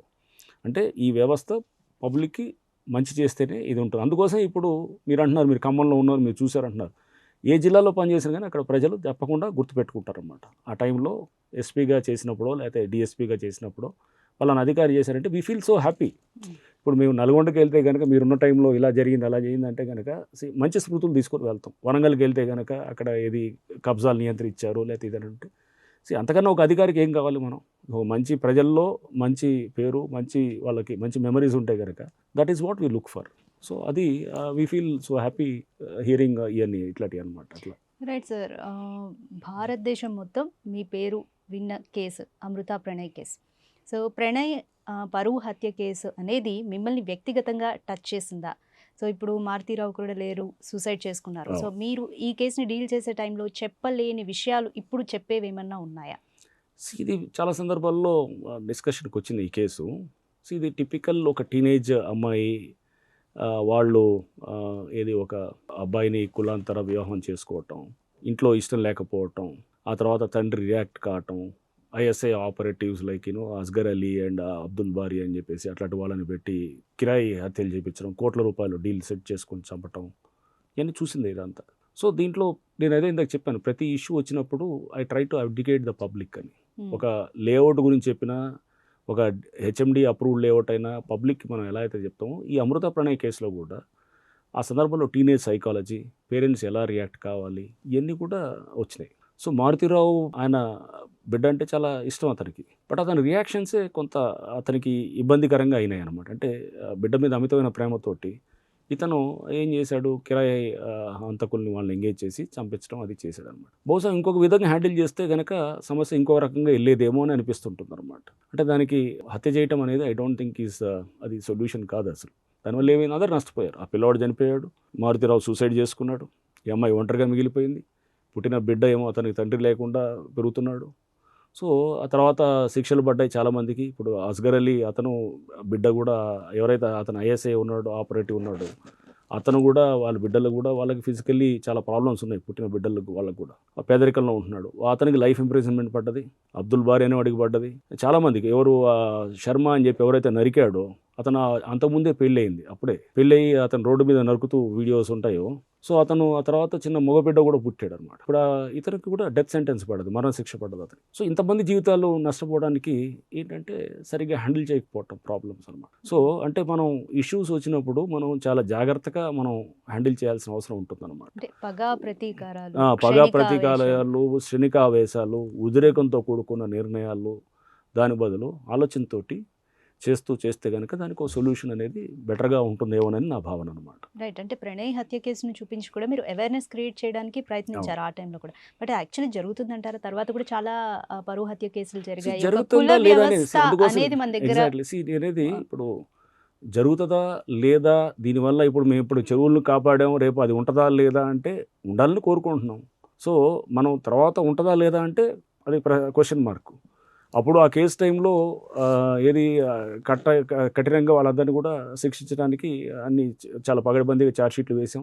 ప్రజల్లో అవగాహన కల్పిస్తూ చర్చలు కూడా చాలా జరిగాయి. బట్ తర్వాత చాలా కులాంతర హత్యలు జరిగాయి, దాని తర్వాత చాలా పరువు హత్యలు జరిగినాయి. ఇవన్నీ కూడా అంటే ఇట్స్ పర్పెచువల్గా చేస్తూ ఉండాలి. నేనేది ఇప్పుడు మీరు చేశారా లేదా అంటే చాలా మందిలో మార్పు వచ్చి ఉండొచ్చు కూడా ఏమో బహుశా. అట్లా అది మనకు బయట డాక్యుమెంట్ కాదు, అదంతా బయటికి రాదు. మనం హత్యలు జరిగిన దాన్ని చూస్తున్నాం కానీ జరగకుండా ఆగిపోయిన ఎన్నో ఉండొచ్చు, బెటర్గా హ్యాండిల్ చేసుకున్న సమస్యలు చాలా ఉండొచ్చు. అది బహుశా హత్య కేసుకి సంబంధించి కూడా మీరు నేరస్తుడిగా అరెస్ట్ చేసిన తర్వాత తను నిర్దోషిగా చాలా కాలం తర్వాత రిలీజ్ అయ్యాడు. సో ఇదేలా చూస్తారు మీరు? సో ఇది నేను Ayesha case first of all నేను ఇన్వెస్టిగేటింగ్ అధికారిని కానే కాదు, అసలు దర్యాప్తు అధికారిని కాదు. అటువంటి సిమిలర్ కేసెస్ నందిగామలో అయినప్పుడు దాంట్లో ఎంక్వైరీ అధికారి నేను. ఇది చాలా సందర్భాల్లో నేను చెప్పాను ఇంటర్వ్యూస్లో కూడా. నేను ఆయేషా కేసు మాకు అసలు సంబంధం లేదు. నేను ఈస్ట్ గోదావరి అడిషనల్ స్పీకర్ చేస్తున్నప్పుడు 2008లో అప్పుడు ఉన్నటువంటి డిఐజీ గారు మాకు వెళ్ళేసి నందిగామలో జరుగుతున్నటువంటి ఇట్లాంటి ఏంటంటే సిమిలర్ టు ఆయేషా హత్య కేసు లాంటి చాలా చోట్ల అక్కడ అవుతున్నాయి అన్నమాట. దాన్ని నన్ను ఎప్పుడు ఎంక్వైరీ ఆఫీసర్గా పంపిస్తే నేను వెళ్ళినప్పుడు అక్కడ ఎంక్వైరీలో 17 చోట్ల ఇట్లా జరిగినాయి. నందిగామలో జరిగి 17 చోట్ల మొలెస్టేషన్స్, అంటే అమ్మాయిలతో అసభ్యంగా బిహేవ్ చేయటము, కొన్ని చోట్ల రేప్ చేయటము, అటెంప్ట్ మర్డర్ చేయటము, ఇట్లా రకరకాలుగా జరిగాయి అన్నమాట. సో దాంట్లో అప్పుడు ఎంక్వైరీ చేసినప్పుడు దాంట్లో సత్యం బాబు అనే అతను నిర్దోషిగా అతని దోషిగా మనం ఛార్జ్షీట్ అక్కడ అతను పట్టుకోవడం జరిగింది. అతన్ని తర్వాత అక్కడ పబ్లిక్ అందరూ కూడా అతని ఫొటోస్ చూపించిన తర్వాత వాళ్ళందరూ కూడా ఇతనే అని చెప్పేసి కూడా నిర్ధారణ చేశారు. అక్కడ దొరికినటువంటి ఫింగర్ ప్రింట్స్ అన్నిటితో టాలీ అయింది, అవన్నీ అయినాయి 17 కేసుల సంబంధించి. ఆ తర్వాత అతను ఆయేషా కేసు కూడా అడ్మిట్ అయ్యాడు, దాంట్లో శిక్ష కూడా పడ్డది, లైఫ్ ఇంప్రిజన్మెంట్, 8 ఏళ్ళు జైలు శిక్ష పడ్డ తర్వాత అతని అప్పీల్కి వెళ్ళాడు. అప్పీల్లో హైకోర్టులో అతను అక్విట్ చేశారు కొన్ని గ్రౌండ్స్ మీద. యాక్చువల్గా ఏం చేస్తారు, జిల్లా కోర్టులో శిక్ష పడ్డది, హైకోర్టులో అప్పీల్లో అక్విట్ అయితే కనుక వెంటనే ఏం చేయాలి, సుప్రీంకోర్టుకు వెళ్ళాలి. బట్ అప్పుడున్నటువంటి బహుశా ప్రభుత్వాలు ఎందుకు మరి సుప్రీంకోర్టుకు వెళ్ళలేదో తెలియదు కానీ, బట్ అది వెళ్ళలేదు. వెళ్తే ఇంకో డిఫరెంట్గా ఉండేది, ఏమో అది జిల్లా కోర్టుని వాళ్ళు కన్ఫర్మ్ చేసేవాళ్ళేమో, అది చేయలేదు. సో అది that was a political decision, దాన్ని మనం దాంట్లోకి వెళ్ళాల్సిన అవసరం లేదు కానీ, బట్ ఇది జరుగుతుంది. ఆ తర్వాత సిబిఐ రీఇన్వెస్టిగేట్ చేస్తారు కేసుని అంతా చేసి, సత్యంబాబు నిర్దోషి అమాయకుడని ఎక్కడ చెప్పరు, అలానే సత్యంబాబు దోషి అని కూడా కన్ఫర్మ్ చేయలేరు, ఎందుకంటే చాలా టైం అయిపోయింది కదా, సాక్ష్యాధారాలు కొన్ని దాంట్లో. ఎందుకంటే అందుకోసమే ఫ్రెష్గా ఉన్నప్పుడే కేసుని మనం ఇమ్మీడియట్గా చేస్తే గనక, ఆధారాలు సేకరిస్తే గనక ఆ కేసుని మనం ప్రాపర్గా తీసుకెళ్ళవచ్చు. ఇయర్స్ అయ్యే కొద్దీ కూడా ఆధారాలు చాలా వరకు కొంత మాయమైపోవటం, లేదా ఆధారాలు డిస్టర్బ్ అవ్వటం ఇవన్నీ జరుగుతాయి అన్నమాట. సో ఇది జరిగింది దాంట్లో. సో దాంట్లో స్పష్టంగా సత్యంబాబు చేశాడనే దానికి ఇది అక్కడ ఉన్నటువంటి, ఇప్పుడు అక్కడ అమ్మాయిలు ఎంతమంది అయితే వాళ్ళందరూ చూసిన వాళ్ళు వాళ్ళే ఉంటారు, వాళ్ళని వెళ్ళి మనం సెపరేట్గా మీలాంటి మీడియా వాళ్ళు వెళ్ళి పర్సనల్గా వెళ్ళి కలిసి మీరు ఇంటర్వ్యూస్ చేస్తే వాళ్ళు చెప్తారు, పబ్లిక్ ముందు వచ్చి చెప్పరు వాళ్ళు. అట్లా వాళ్ళు చాలామంది ఉన్నారు అక్కడ. సో అట్లాంటివి చెప్తారు, బట్ వాళ్ళు వాళ్ళ భయాలు ఉంటాయి, అప్పుడు ఉన్నది నిజమే ఉంటుంది అన్నమాట. సరే ఓకే, కోర్టు తర్వాత సిబిఐ ఇన్వెస్టిగేషన్లో కూడా అది సిబిఐ కూడా దాన్ని కన్ఫర్మ్ చేయలేదు, అలా అని చెప్పేసి వాళ్ళు దాన్ని కాదు అని కూడా చెప్పలేదు అనమాట. అంటే కోర్టు అంటే టైం చాలా ల్యాప్స్ అయిందని చెప్పేసి చెప్పారు. అంటే 100 మంది దోషులు తప్పించుకున్నా పర్వాలేదు, నిర్దోషికి శిక్ష పడకూడదు అన్నది. అతను నిర్దోషి ఏం కాదు, దోషి అతను. ఎందుకంటే కింద జిల్లా కోర్టు ధృవీకరించింది, హైకోర్టు అప్పీల్లో తీసేసింది, అంతే. కింద కోర్టు ధృవీకరించింది, జిల్లా జడ్జి గారు మన యావజ్జీవ శిక్ష వేశారు. సో సరే, అతను ఏది నన్ను అమాయకుడు అయ్యి అని చెప్పి అతను అతను తీసుకుంటాడు, ఎవరైనా కానీ మర్డర్ చేసిన వాడు ఎవడైనా కూడా అదే చెప్తాడు. సో నేను ఫస్ట్ నుంచి కూడా ఇదే సబ్స్క్రైబ్ చేస్తున్నాం, ఇదే చెప్తున్నాం. ఎందుకంటే ఆ రోజు జరిగినప్పుడు ఏది ఎంక్వైరీ చేసినప్పుడు క్లియర్గా స్పష్టంగా అతను అడ్మిట్ అయిన వీడియోస్ అవన్నీ కూడా ఉన్నాయన్నమాట. అతని జిల్లా కోర్టు ఇది అతని అమాయకుడే జిల్లా కోర్టు ఎందుకు వేస్తారు శిక్ష? హైకోర్టులో టెక్నికల్ గ్రౌండ్స్ మీద ఎక్విట్ అయింది, సుప్రీంకోర్టుకి వెళ్ళి ఉంటే ధృవీకరించేవాళ్ళేమో, జిల్లా కోర్టు జరగలేదు. సరే okay, for what ever reasons అది జరిగింది కేసులో అన్నమాట. హైదరాబాద్ ట్రాఫిక్ చీఫ్గా కూడా మీరు వర్క్ చేశారు. సో చాలా అంటే సిగ్నల్స్ దగ్గర ప్రాబ్లం అవుతున్న చోట యూటర్న్స్ పెట్టించడం, ఇలా చాలా సంస్కరణలు కూడా మీరు తీసుకొచ్చారు. స్టిల్ హైదరాబాద్ ట్రాఫిక్కి పర్మనెంట్ సొల్యూషన్ దొరికిందా? ఇంకా ఏమేమి మార్పులు చేయాలని మీరు ఫీల్ అవ్వాలి? ఇప్పుడున్న డీజీ గారు సివి ఆనంద్ గారు అప్పుడు సిపిగా ఉండేవారు. సో ఆయన కూడా ట్రాఫిక్లో చేయడంతో నాకు చాలా ఈజీగా ఉండేది, అంటే రిఫార్మ్స్ తీసుకురావడానికి యాజ్ జాయింట్ సిపి ట్రాఫిక్. అంతకుముందు డీసీపీ ట్రాఫిక్ ఉన్నప్పుడు కూడా మహేందర్ రెడ్డి గారు కమిషనర్ ఆఫ్ పోలీస్ ఉండేవారు, వారు కూడా ఫ్రీ హ్యాండ్ ఇచ్చేవారు. ఆయన మహేందర్ రెడ్డి గారు, జితేందర్ గారు ఉండేవారు మా కమిషనర్ అప్పుడు, అదే అడిషనల్ సిపి ట్రాఫిక్ అన్నమాట. సో చాలా ఫ్రీ హ్యాండ్, అంటే రిఫార్మ్స్ ఆలోచన చేయడానికి ఉండేది. ట్రాఫిక్ అనేది నిత్యం మనం ఎప్పటికప్పుడు కొత్త ఇంప్రూవ్మెంట్స్ చేస్తూ ఉండాలి. ట్రాఫిక్ ఎప్పుడూ మారుతూనే ఉంటుంది. హైదరాబాద్లో ప్రతి సంవత్సరం 2 నుంచి 2.5 లక్షల పైన వెహికల్స్ యాడ్ అవుతుంటాయి అన్నమాట ప్రతి సంవత్సరం. ఇదే ఏరియా ఉంటుంది, చిన్న ఏరియాలో వెహికల్స్ యాడ్ అవుతున్నాయి. So natural it leads to congestion. And దానికి సొల్యూషన్స్ ఏంటి, మనకు రకరకాల రోడ్ ఇంజనీరింగ్ సంబంధించిన ఫ్లైఓవర్లు వస్తున్నాయి, అండర్ పాస్లు వస్తున్నాయి, ఇవన్నీ చేస్తున్నాం. కానీ బట్ అల్టిమేట్గా సొల్యూషన్ ఇస్ పబ్లిక్ ట్రాన్స్పోర్ట్కి వెళ్తేనే పరిష్కారం అవుతుంది. ఇవన్నీ కూడా పబ్లిక్ ట్రాన్స్పోర్ట్ ఉండాలి. ఇప్పుడు ప్రభుత్వం ఈవీ వెహికల్స్ వైపు వెళ్ళాలి, పొల్యూషన్ తగ్గించడానికి కూడా ఆలోచన చేస్తున్నారు. సో అది కూడా మనకంటే లాంగ్ టర్మ్గా చూసినప్పుడు డెఫినెట్గా మనం పొల్యూషన్ ఇష్యూస్ కూడా అడ్రస్ చేయాలన్నమాట. Right. Out of work Sundays Ranganath గారు ఏం చేస్తుంటారు? మీ పర్సనల్ టైంని ఎలా స్పెండ్ చేస్తుంటారు? ఇంట్రెస్ట్ ఏంటి? సినిమాలు చూస్తూ ఉంటారా? షూర్, నేను సినిమాలు చూస్తాను. అండ్ ఇంతకుముందు అంటే హైడ్రా రాకముందు టెన్నిస్ అది ఆడుతుండేవాడిని. ఈవినింగ్ అయితే కనుక కొత్త టెన్నిస్, ఎస్పీగా ఉన్నప్పుడు సిపిగా ఉన్నప్పుడు కాస్త టెన్నిస్ కానీ ఏదో ఒక గేమ్ ఆడుతుండేవాడిని. బట్ హైడ్రాకి వచ్చిన తర్వాత ఆ ఛాన్స్ దొరకట్లేదు, ఎందుకంటే నైటే ఆల్మోస్ట్ 9 అట్లా అయిపోతుంటుంది అనమాట. పొద్దు నుంచి మొదలయ్యేది యాక్టివిటీ ఆల్మోస్ట్ 8 నుంచి స్టార్ట్ అవుతుంది. సో టెలికాన్ఫరెన్సెస్ తోటి ఇవన్నీ తోటి మొదలవుతుంది. రీసెంట్గా ఏం ఫిల్మ్ చూసారు సార్? ఫిల్మ్స్ చూసింది చాలా చూస్తుంటాను, మన ఓటీటీలో చాలా చూస్తుంటాను. తర్వాత మూవీస్లో ఏ జోనర్ అంటే మళ్ళీ క్రైమ్ థ్రిల్లర్స్ని చూస్తుంటే? క్రైమ్ థ్రిల్లర్స్ హ్యూమర్ ఉన్నవి చూస్తాను, సరదాగా నవ్వుతూ ఉండేవి చూస్తాను యాక్చువల్లీ. అంటే ఎంతసేపు టెన్షన్ ఇది అనేది కాకుండా మనం కాసేపు సరదాగా నవ్వుకోవాలి. సో అట్లాంటి సినిమాలు ఎక్కువ చూస్తుంటాను. ఓటీటీలో చాలా సినిమాలు చూస్తుంటాను నేను. సో ఆ పేర్లు కూడా గుర్తుండవు మళ్ళీ తర్వాత కానీ, బట్ చాలా సినిమాలు చూస్తుంటాను. ఆ టైంలో ఎంజాయ్ చేస్తాను చేసి మళ్ళీ సండే ఈజ్ జనరల్గా కొంత రిలాక్స్ అవుతాను. రిలాక్స్ అయ్యి ఏదో మూవీయో అట్లా చూసి బయటికి వెళ్ళటం తక్కువ అయిపోయింది మూవీస్, ఇంట్లోనే చూస్తుంటాను అనమాట. Cricket interest?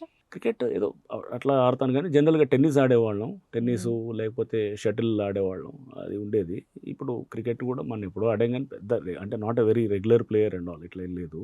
అంటే జస్ట్ అప్డేట్స్ అయినా ఫాలో అవుతుంటారు? చూస్తాను క్రికెట్ మ్యాచెస్, ఐపీఎల్ మ్యాచెస్ ఇప్పుడు కూడా కొన్ని IPL చూస్తుంటాను. Favourite team? అలా నేను రెగ్యులర్గా లేను. ఇండియా నాకు ఐపీఎల్ కన్నా కంట్రీ మ్యాచెస్ అంటే ఇండియా వర్సెస్ సంథింగ్ ఏదో సే ఆస్ట్రేలియాను లేదా ఇండియా వర్సెస్ పాకిస్తాన్, ఇట్లా కంట్రీ ఆడేటటువంటి దాంట్లో నిజంగా దేశభక్తి వస్తుంది అనమాట. అక్కడ ఐపీఎల్ అనేది నాకు అదేంటంటే కమర్షియల్గా ఉన్నట్టు అనిపిస్తుంటుంది అనమాట. సో అందుకోసం ఐపీఎల్ పెద్దగా నేను ఫాలో అవ్వను. ఈ కంట్రీ మ్యాచెస్ ఖచ్చితంగా చూస్తాను అనమాట. అయితే ఇండియా వర్సెస్ ఏదైనా కంట్రీ ఉందనుకోండి, అంటే అది కొంచెం మనకి లోపల తెలియకుండా మన కంట్రీని సపోర్ట్ చేస్తుంటాం కాబట్టి, అంటే ఎవరైనా ప్రతి Indian will support our country చేస్తున్నప్పుడు మనం ఏం చేస్తాం, ఈ get a feeling of that yes మన కంట్రీ మన ఫీలింగ్ అనేటటువంటిది వస్తారన్నమాట. అది ఓకే. అంటే ఓకే, ఐపీఎల్ కమర్షియల్ గా ఫీల్ అవుతున్నారు. ఐపీఎల్ కమర్షియల్ గా ప్రాంతీయత కూడా ఉంది కదా ఉన్నది. అంటే అఫ్ కోర్స్ మీకు ఏది మన డెక్కన్ చార్జెస్ లేకపోతే ఇట్లా మనకి ఉంటుంది, దాంట్లో అది కూడా ఉంటుంది కానీ, బట్ దిస్ ఇస్ మోర్ ఇంకొంచెం పాన్ ఇండియాలో మనం చూసినప్పుడు కంట్రీ అనేది ఇస్ మోర్ ఇది అనిపిస్తుంది అనమాట. అట్లా సార్ మీరు డిఎస్పీగా వర్క్ చేశారు, ఎస్పీగా, ఐపీఎస్ ఆఫీసర్గా, గ్రే హౌండ్స్ అసాల్ట్ కమాండర్గా, ఇప్పుడు హైడ్రా కమిషనర్గా, ఇన్ని రోల్స్ ప్లే చేశారు. సో మీకు పర్సనల్గా సాటిస్ఫైయింగ్ అండ్ ఇష్టమైన రోల్ ఏంటి? చాలా ఉద్యోగాల్లో ఉన్నాయండి. అంటే ఇప్పుడు ట్రాఫిక్ నేను బాగా ఎంజాయ్ చేసేవాడిని, ఎందుకంటే కొత్తదనం చూపించవచ్చు ఎప్పటికప్పుడు. నక్సలైట్ ఏరియాస్లో చేసినప్పుడు కూడా చాలా ఇది చేస్తుండేవాళ్ళు, ఏది కొత్తగూడెంలో కానీ ఖమ్మంలో కానీ చేసినప్పుడు, ప్రకాశం మార్కాపురంలో చేసిన. బట్ అన్నిటికన్నా నేను మోస్ట్ సాటిస్ఫైయింగ్ అనేది ఇప్పుడు హైడ్రాలోనే అనిపిస్తుంటుంది అనమాట. అంటే ఇది బహుశా అంటే మేము చేసేటటువంటిది దీని ఈ వర్క్ ఇది నెక్స్ట్ 100 ఏళ్ళు మిగిలిపోతుంది అనమాట. ఇది అంటే చెరువులు తయారు చేయడం. ఇప్పుడు మన చిన్నప్పుడు ఎప్పుడో చూసాం, ఏది అశోకుడు చెట్లు నాటను, కాకతీయులు చెరువులు తవ్వను, ఇట్లా ఏదో ఉంటాయి కదా. ఇప్పుడు బహుశా ప్రభుత్వానికి లేకపోతే హైడ్రా అనే సంస్థకి ఇట్లాంటిది అంటే చాలా ఒక అరుదైన ఆపర్చునిటీగా తీసుకుంటాం హైడ్రా ఈ అవకాశం రావటం. ఈ చెరువులు అనేది మనం అంటే ఏదైతే కనుమరుగైపోతున్నటువంటి చెరువుల్ని మనం రివైవ్ చేస్తున్నాం, రిజినేట్ చేస్తున్నాం. నెక్స్ట్ సంవత్సరాలు ఉంటాయి ఖచ్చితంగా, ఎందుకంటే దాన్ని అలా తయారు చేస్తున్నాం అనమాట. చేస్తున్నప్పుడు ఫ్యూచర్ జనరేషన్కి పెద్ద కాంట్రిబ్యూషన్ అవుతుంది అనమాట. సో అది పార్కులు కాపాడుతున్నాం, 100 పార్కులు కాపాడుతున్నాం. దాంట్లో ఇప్పుడు గ్రీనరీ కూడా పెట్టడానికి కూడా ప్లాన్ చేస్తున్నాం, అంతా వెజిటేషన్ తీసుకురావడానికి.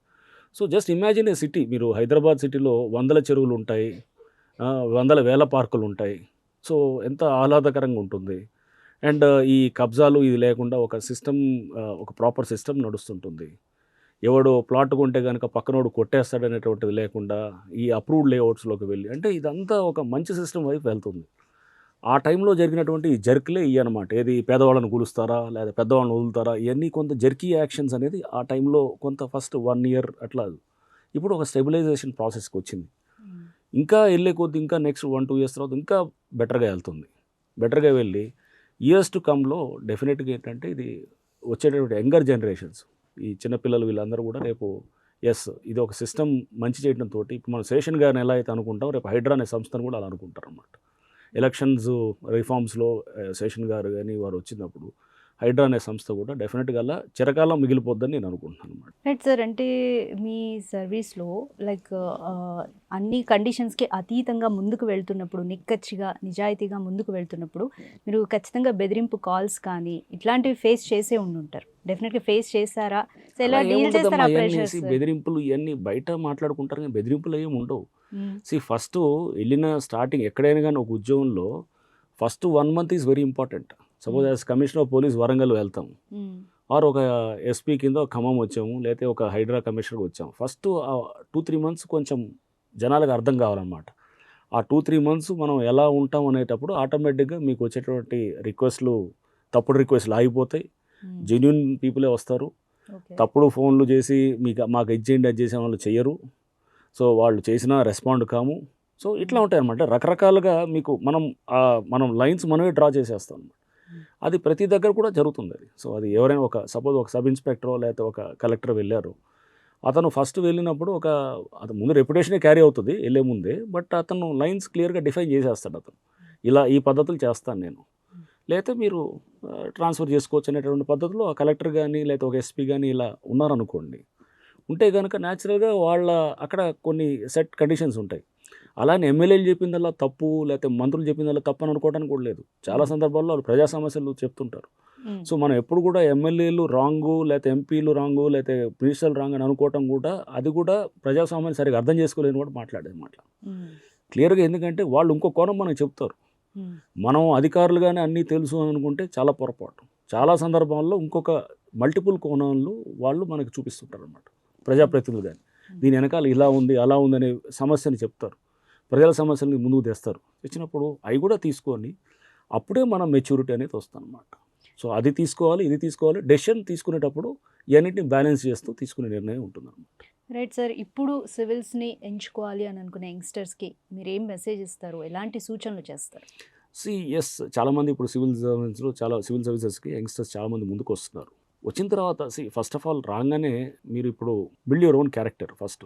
ప్రతి ఆఫీసర్ ఈజ్ యూనిక్ ఉంటాడు. అతను మనుషులు ఎలా యూనిక్ ఉంటాడో ఆఫీసర్ కూడా యూనిక్ ఉంటాడు. So build your own reputation, build your own character. And మీరు ఇలా మీ పద్ధతులు ఎలా చేస్తారనేది మీరు చేస్తే కనుక తర్వాత ఆటోమేటిక్గా మీ ఆపర్చునిటీస్ కూడా అలానే ఉంటాయి. సో మీరు ఈల్డ్ అవుతూ ప్రతిదానికి మీరు సాష్టాంగ నమస్కారం చేసేటటువంటి ఇదైతే కనుక రేపు అలానే ఎక్స్పెక్ట్ చేస్తారు అందరు కూడా. లేదు మీరు ఖచ్చితంగా ఉంటారు. నేనేది ఖచ్చితంగా అంటే నేనేది ఎమ్మెల్యేలతో కూడా ఇందాక అనేది అదే. మీరు మాట్లాడుతూ వాళ్ళ ప్రజాప్రతినిధుల రిప్రజెంటేషన్స్ తీసుకోవాలి. దాన్ని అక్కడ వాళ్ళు ఇంకో కోణాన్ని మనం చెప్పిన దాన్ని అర్థం చేసుకోవాలి, కూర్చోవాలి, మర్యాద ఇవ్వాలి, చేస్తూ మన డెసిషన్స్ మనం తీయాలి. ఎందుకంటే మనం అనుకునేదే ఎప్పుడు 100% కరెక్ట్ అని అనుకుంటే చాలా పొరపాటు. సో ఫస్ట్ అధికారులకి అది రాగానే ఈగో చాలా ఎక్కువ ఉంటుందన్నమాట. వచ్చేసి మనం ఒక ఐఏఎస్ ఆఫీసర్, ఐపీఎస్ ఆఫీసర్ మనం ఇది అనుకునేది అవతల వైపు వినాలి.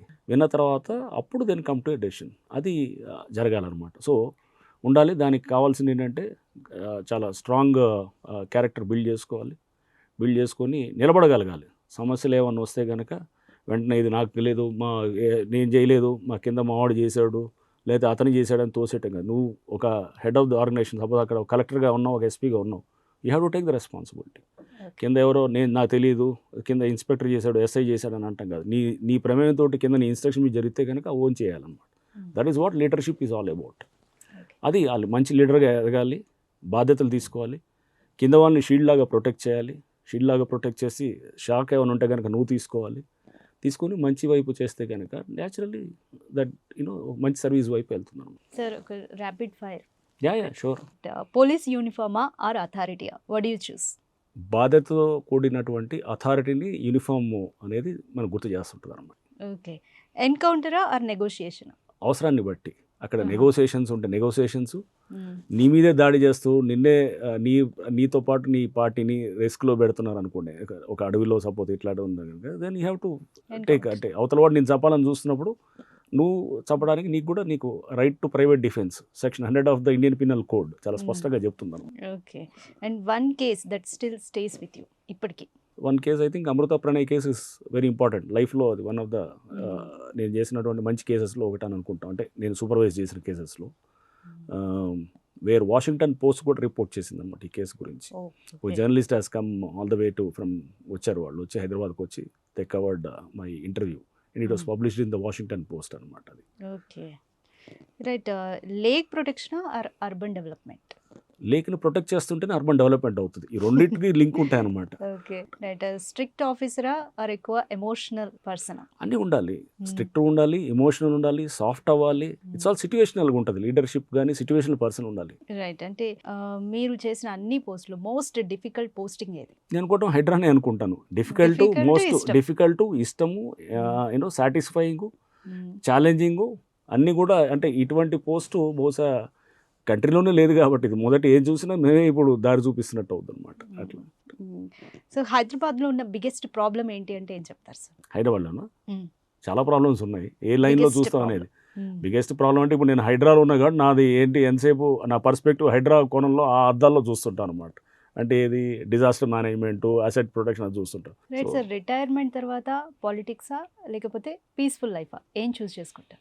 ఇది చాలామంది కూడా అంటుంటారు మీరు పాలిటిక్సా అనేసి. I have no this thing. నేను నా ఉద్యోగం సక్రమంగా చేయాలనేది ఫస్ట్ నుంచి నేను ఇలానే 25 ఏళ్ళు 27 ఏళ్ళ నుంచి ఇలానే చేస్తున్నాను. సో మీ గురించి జనాల్లో ఉన్న మిస్కన్సెప్షన్ ఏంటి అంటే మీరు ఏం చెప్తారు? అది మీరు చెప్పాలి, నాకు తెలియదు. నా గురించి అంటే మీ దాకా మిస్కన్సెప్షన్ ఏదో మీరు అంటున్నారు కదా, వచ్చింది. ఏది మేము చాలా కఠినంగా ఉంటాము, ఏది ఇప్పుడు హైడ్రాకి వచ్చిన తర్వాత, which is not true. Right. మీ మొబైల్లో మీరు ఎక్కువగా యూజ్ చేసే యాప్? బహుశా వాట్సాప్ వాడతాను ఎక్కువ నేను. WhatsApp. ఎందుకంటే చాలా మంది దాంట్లో నాకు అంటే లాట్ ఆఫ్ అఫీషియల్ వర్క్ అవుతుంటుంది. చాలా మంది keep communicating over WhatsApp. Last call ఎవరికి చేశారు? ఇప్పుడు ఈ రోజు మా ఇంకా అబ్బాయి last. చేశాడు. Okay. సో నా సన్ ఫోన్ చేశాడు. సో లాస్ట్ గా అసలు ఏవి రంగనాథ్ని డిఫైన్ చేసే ఒక్క లైన్ అంటే మీరు ఏం చెప్తారు? పబ్లిక్ చాలా చెప్తారు, మీరేం చెప్తారు? పబ్లిక్ ఏం చెప్తారు మీరు చెప్పండి, నాకు తెలియదు మరి అంటే ఏమంటారు. ఇప్పటిదాకా అదే కదా సార్ మాట్లాడుకున్నాం, కొంతమంది అప్రిషియేట్ చేస్తారు, కొంతమంది సో అది అంటే నన్ను నేను డిఫైన్ చేసుకోవడం I think it's not right. అది వేరే వాళ్ళు ఎలా డిఫైన్ అలా ఏం చేస్తారని లేదు, మన చూస్తారు. గురించి మనమే చెప్పుకోవాలి సార్. నన్ను అంటే see- మనకంటూ మనకు ఒక opinion I'm a strong follower of Lee Kuan Yew అండి, Singapore ex prime minister. So ఆయన బుక్స్ కానీ ఆయన విధానాలు కానీ I'm a strong admirer of Lee Kuan Yew. Okay. So అటువంటి అంటే సింగపూర్ లాంటి దేశాన్ని అలా మార్చడంలో చేసిన లీ కువాన్ యూ లాంటి వాళ్ళు ఉన్నప్పుడు మన దేశాన్ని కూడా మనం మార్చుకోవచ్చు కదా అనేటటువంటి ఒక ప్రగాఢమైన అంటే విశ్వాసం ఉంది. మన వాళ్ళు ఖచ్చితంగా చేయగలుగుతాం, మనకు ఆ టాలెంట్ ఉంది. కొంత మనం కొన్ని సిస్టమ్స్ని సెటరేట్ చేసుకోవటం, కొంత మనం పద్ధతులు మార్చుకుంటే కనుక చాలా బ్రహ్మాండంగా చేయొచ్చు. ఇందాక సంఘ నేను ఇక్కడికి సంస్కర్త వస్తున్నప్పుడు మీ అనొచ్చు. ఇంటర్వ్యూకి వచ్చే ముందే మన వీరున్నారు కదా, మన విజయేంద్ర ప్రసాద్ గారు, ఇందాక మన బాహుబలి మన రాజమౌళి గారి ఫాదర్ వచ్చారు. ఆయన వచ్చి he was giving lot of suggestions. నిన్న చూసారంట మేము వేటివ్ న్యూస్ దాంట్లో కాంక్లేవ్లు ఉంటే అక్కడ దానికి చూసినప్పుడు ఈరోజు వచ్చారు, చాలా సలహాలు సూచనలు ఇస్తున్నారు అన్నమాట. సో అంటే చాలామంది రైట్ థింకింగ్ పీపుల్ మన కంట్రీలో ఉన్నారు. అంటే వచ్చి మనకి మంచి సలహాలు సూచనలు ఇవ్వడానికి, ఆయన పెద్ద ఆయన 70 ఏళ్ళ పైన ఆయన అంత ఓపిక్గా వచ్చి ఇక్కడికి వచ్చి నాకు కలిసి ఒక మొత్తం చాలాసేపు కూర్చొని చెప్పటం అంటే right minded right spirited people చాలామంది ఉన్నారు. ఇదంతా కలవాలి.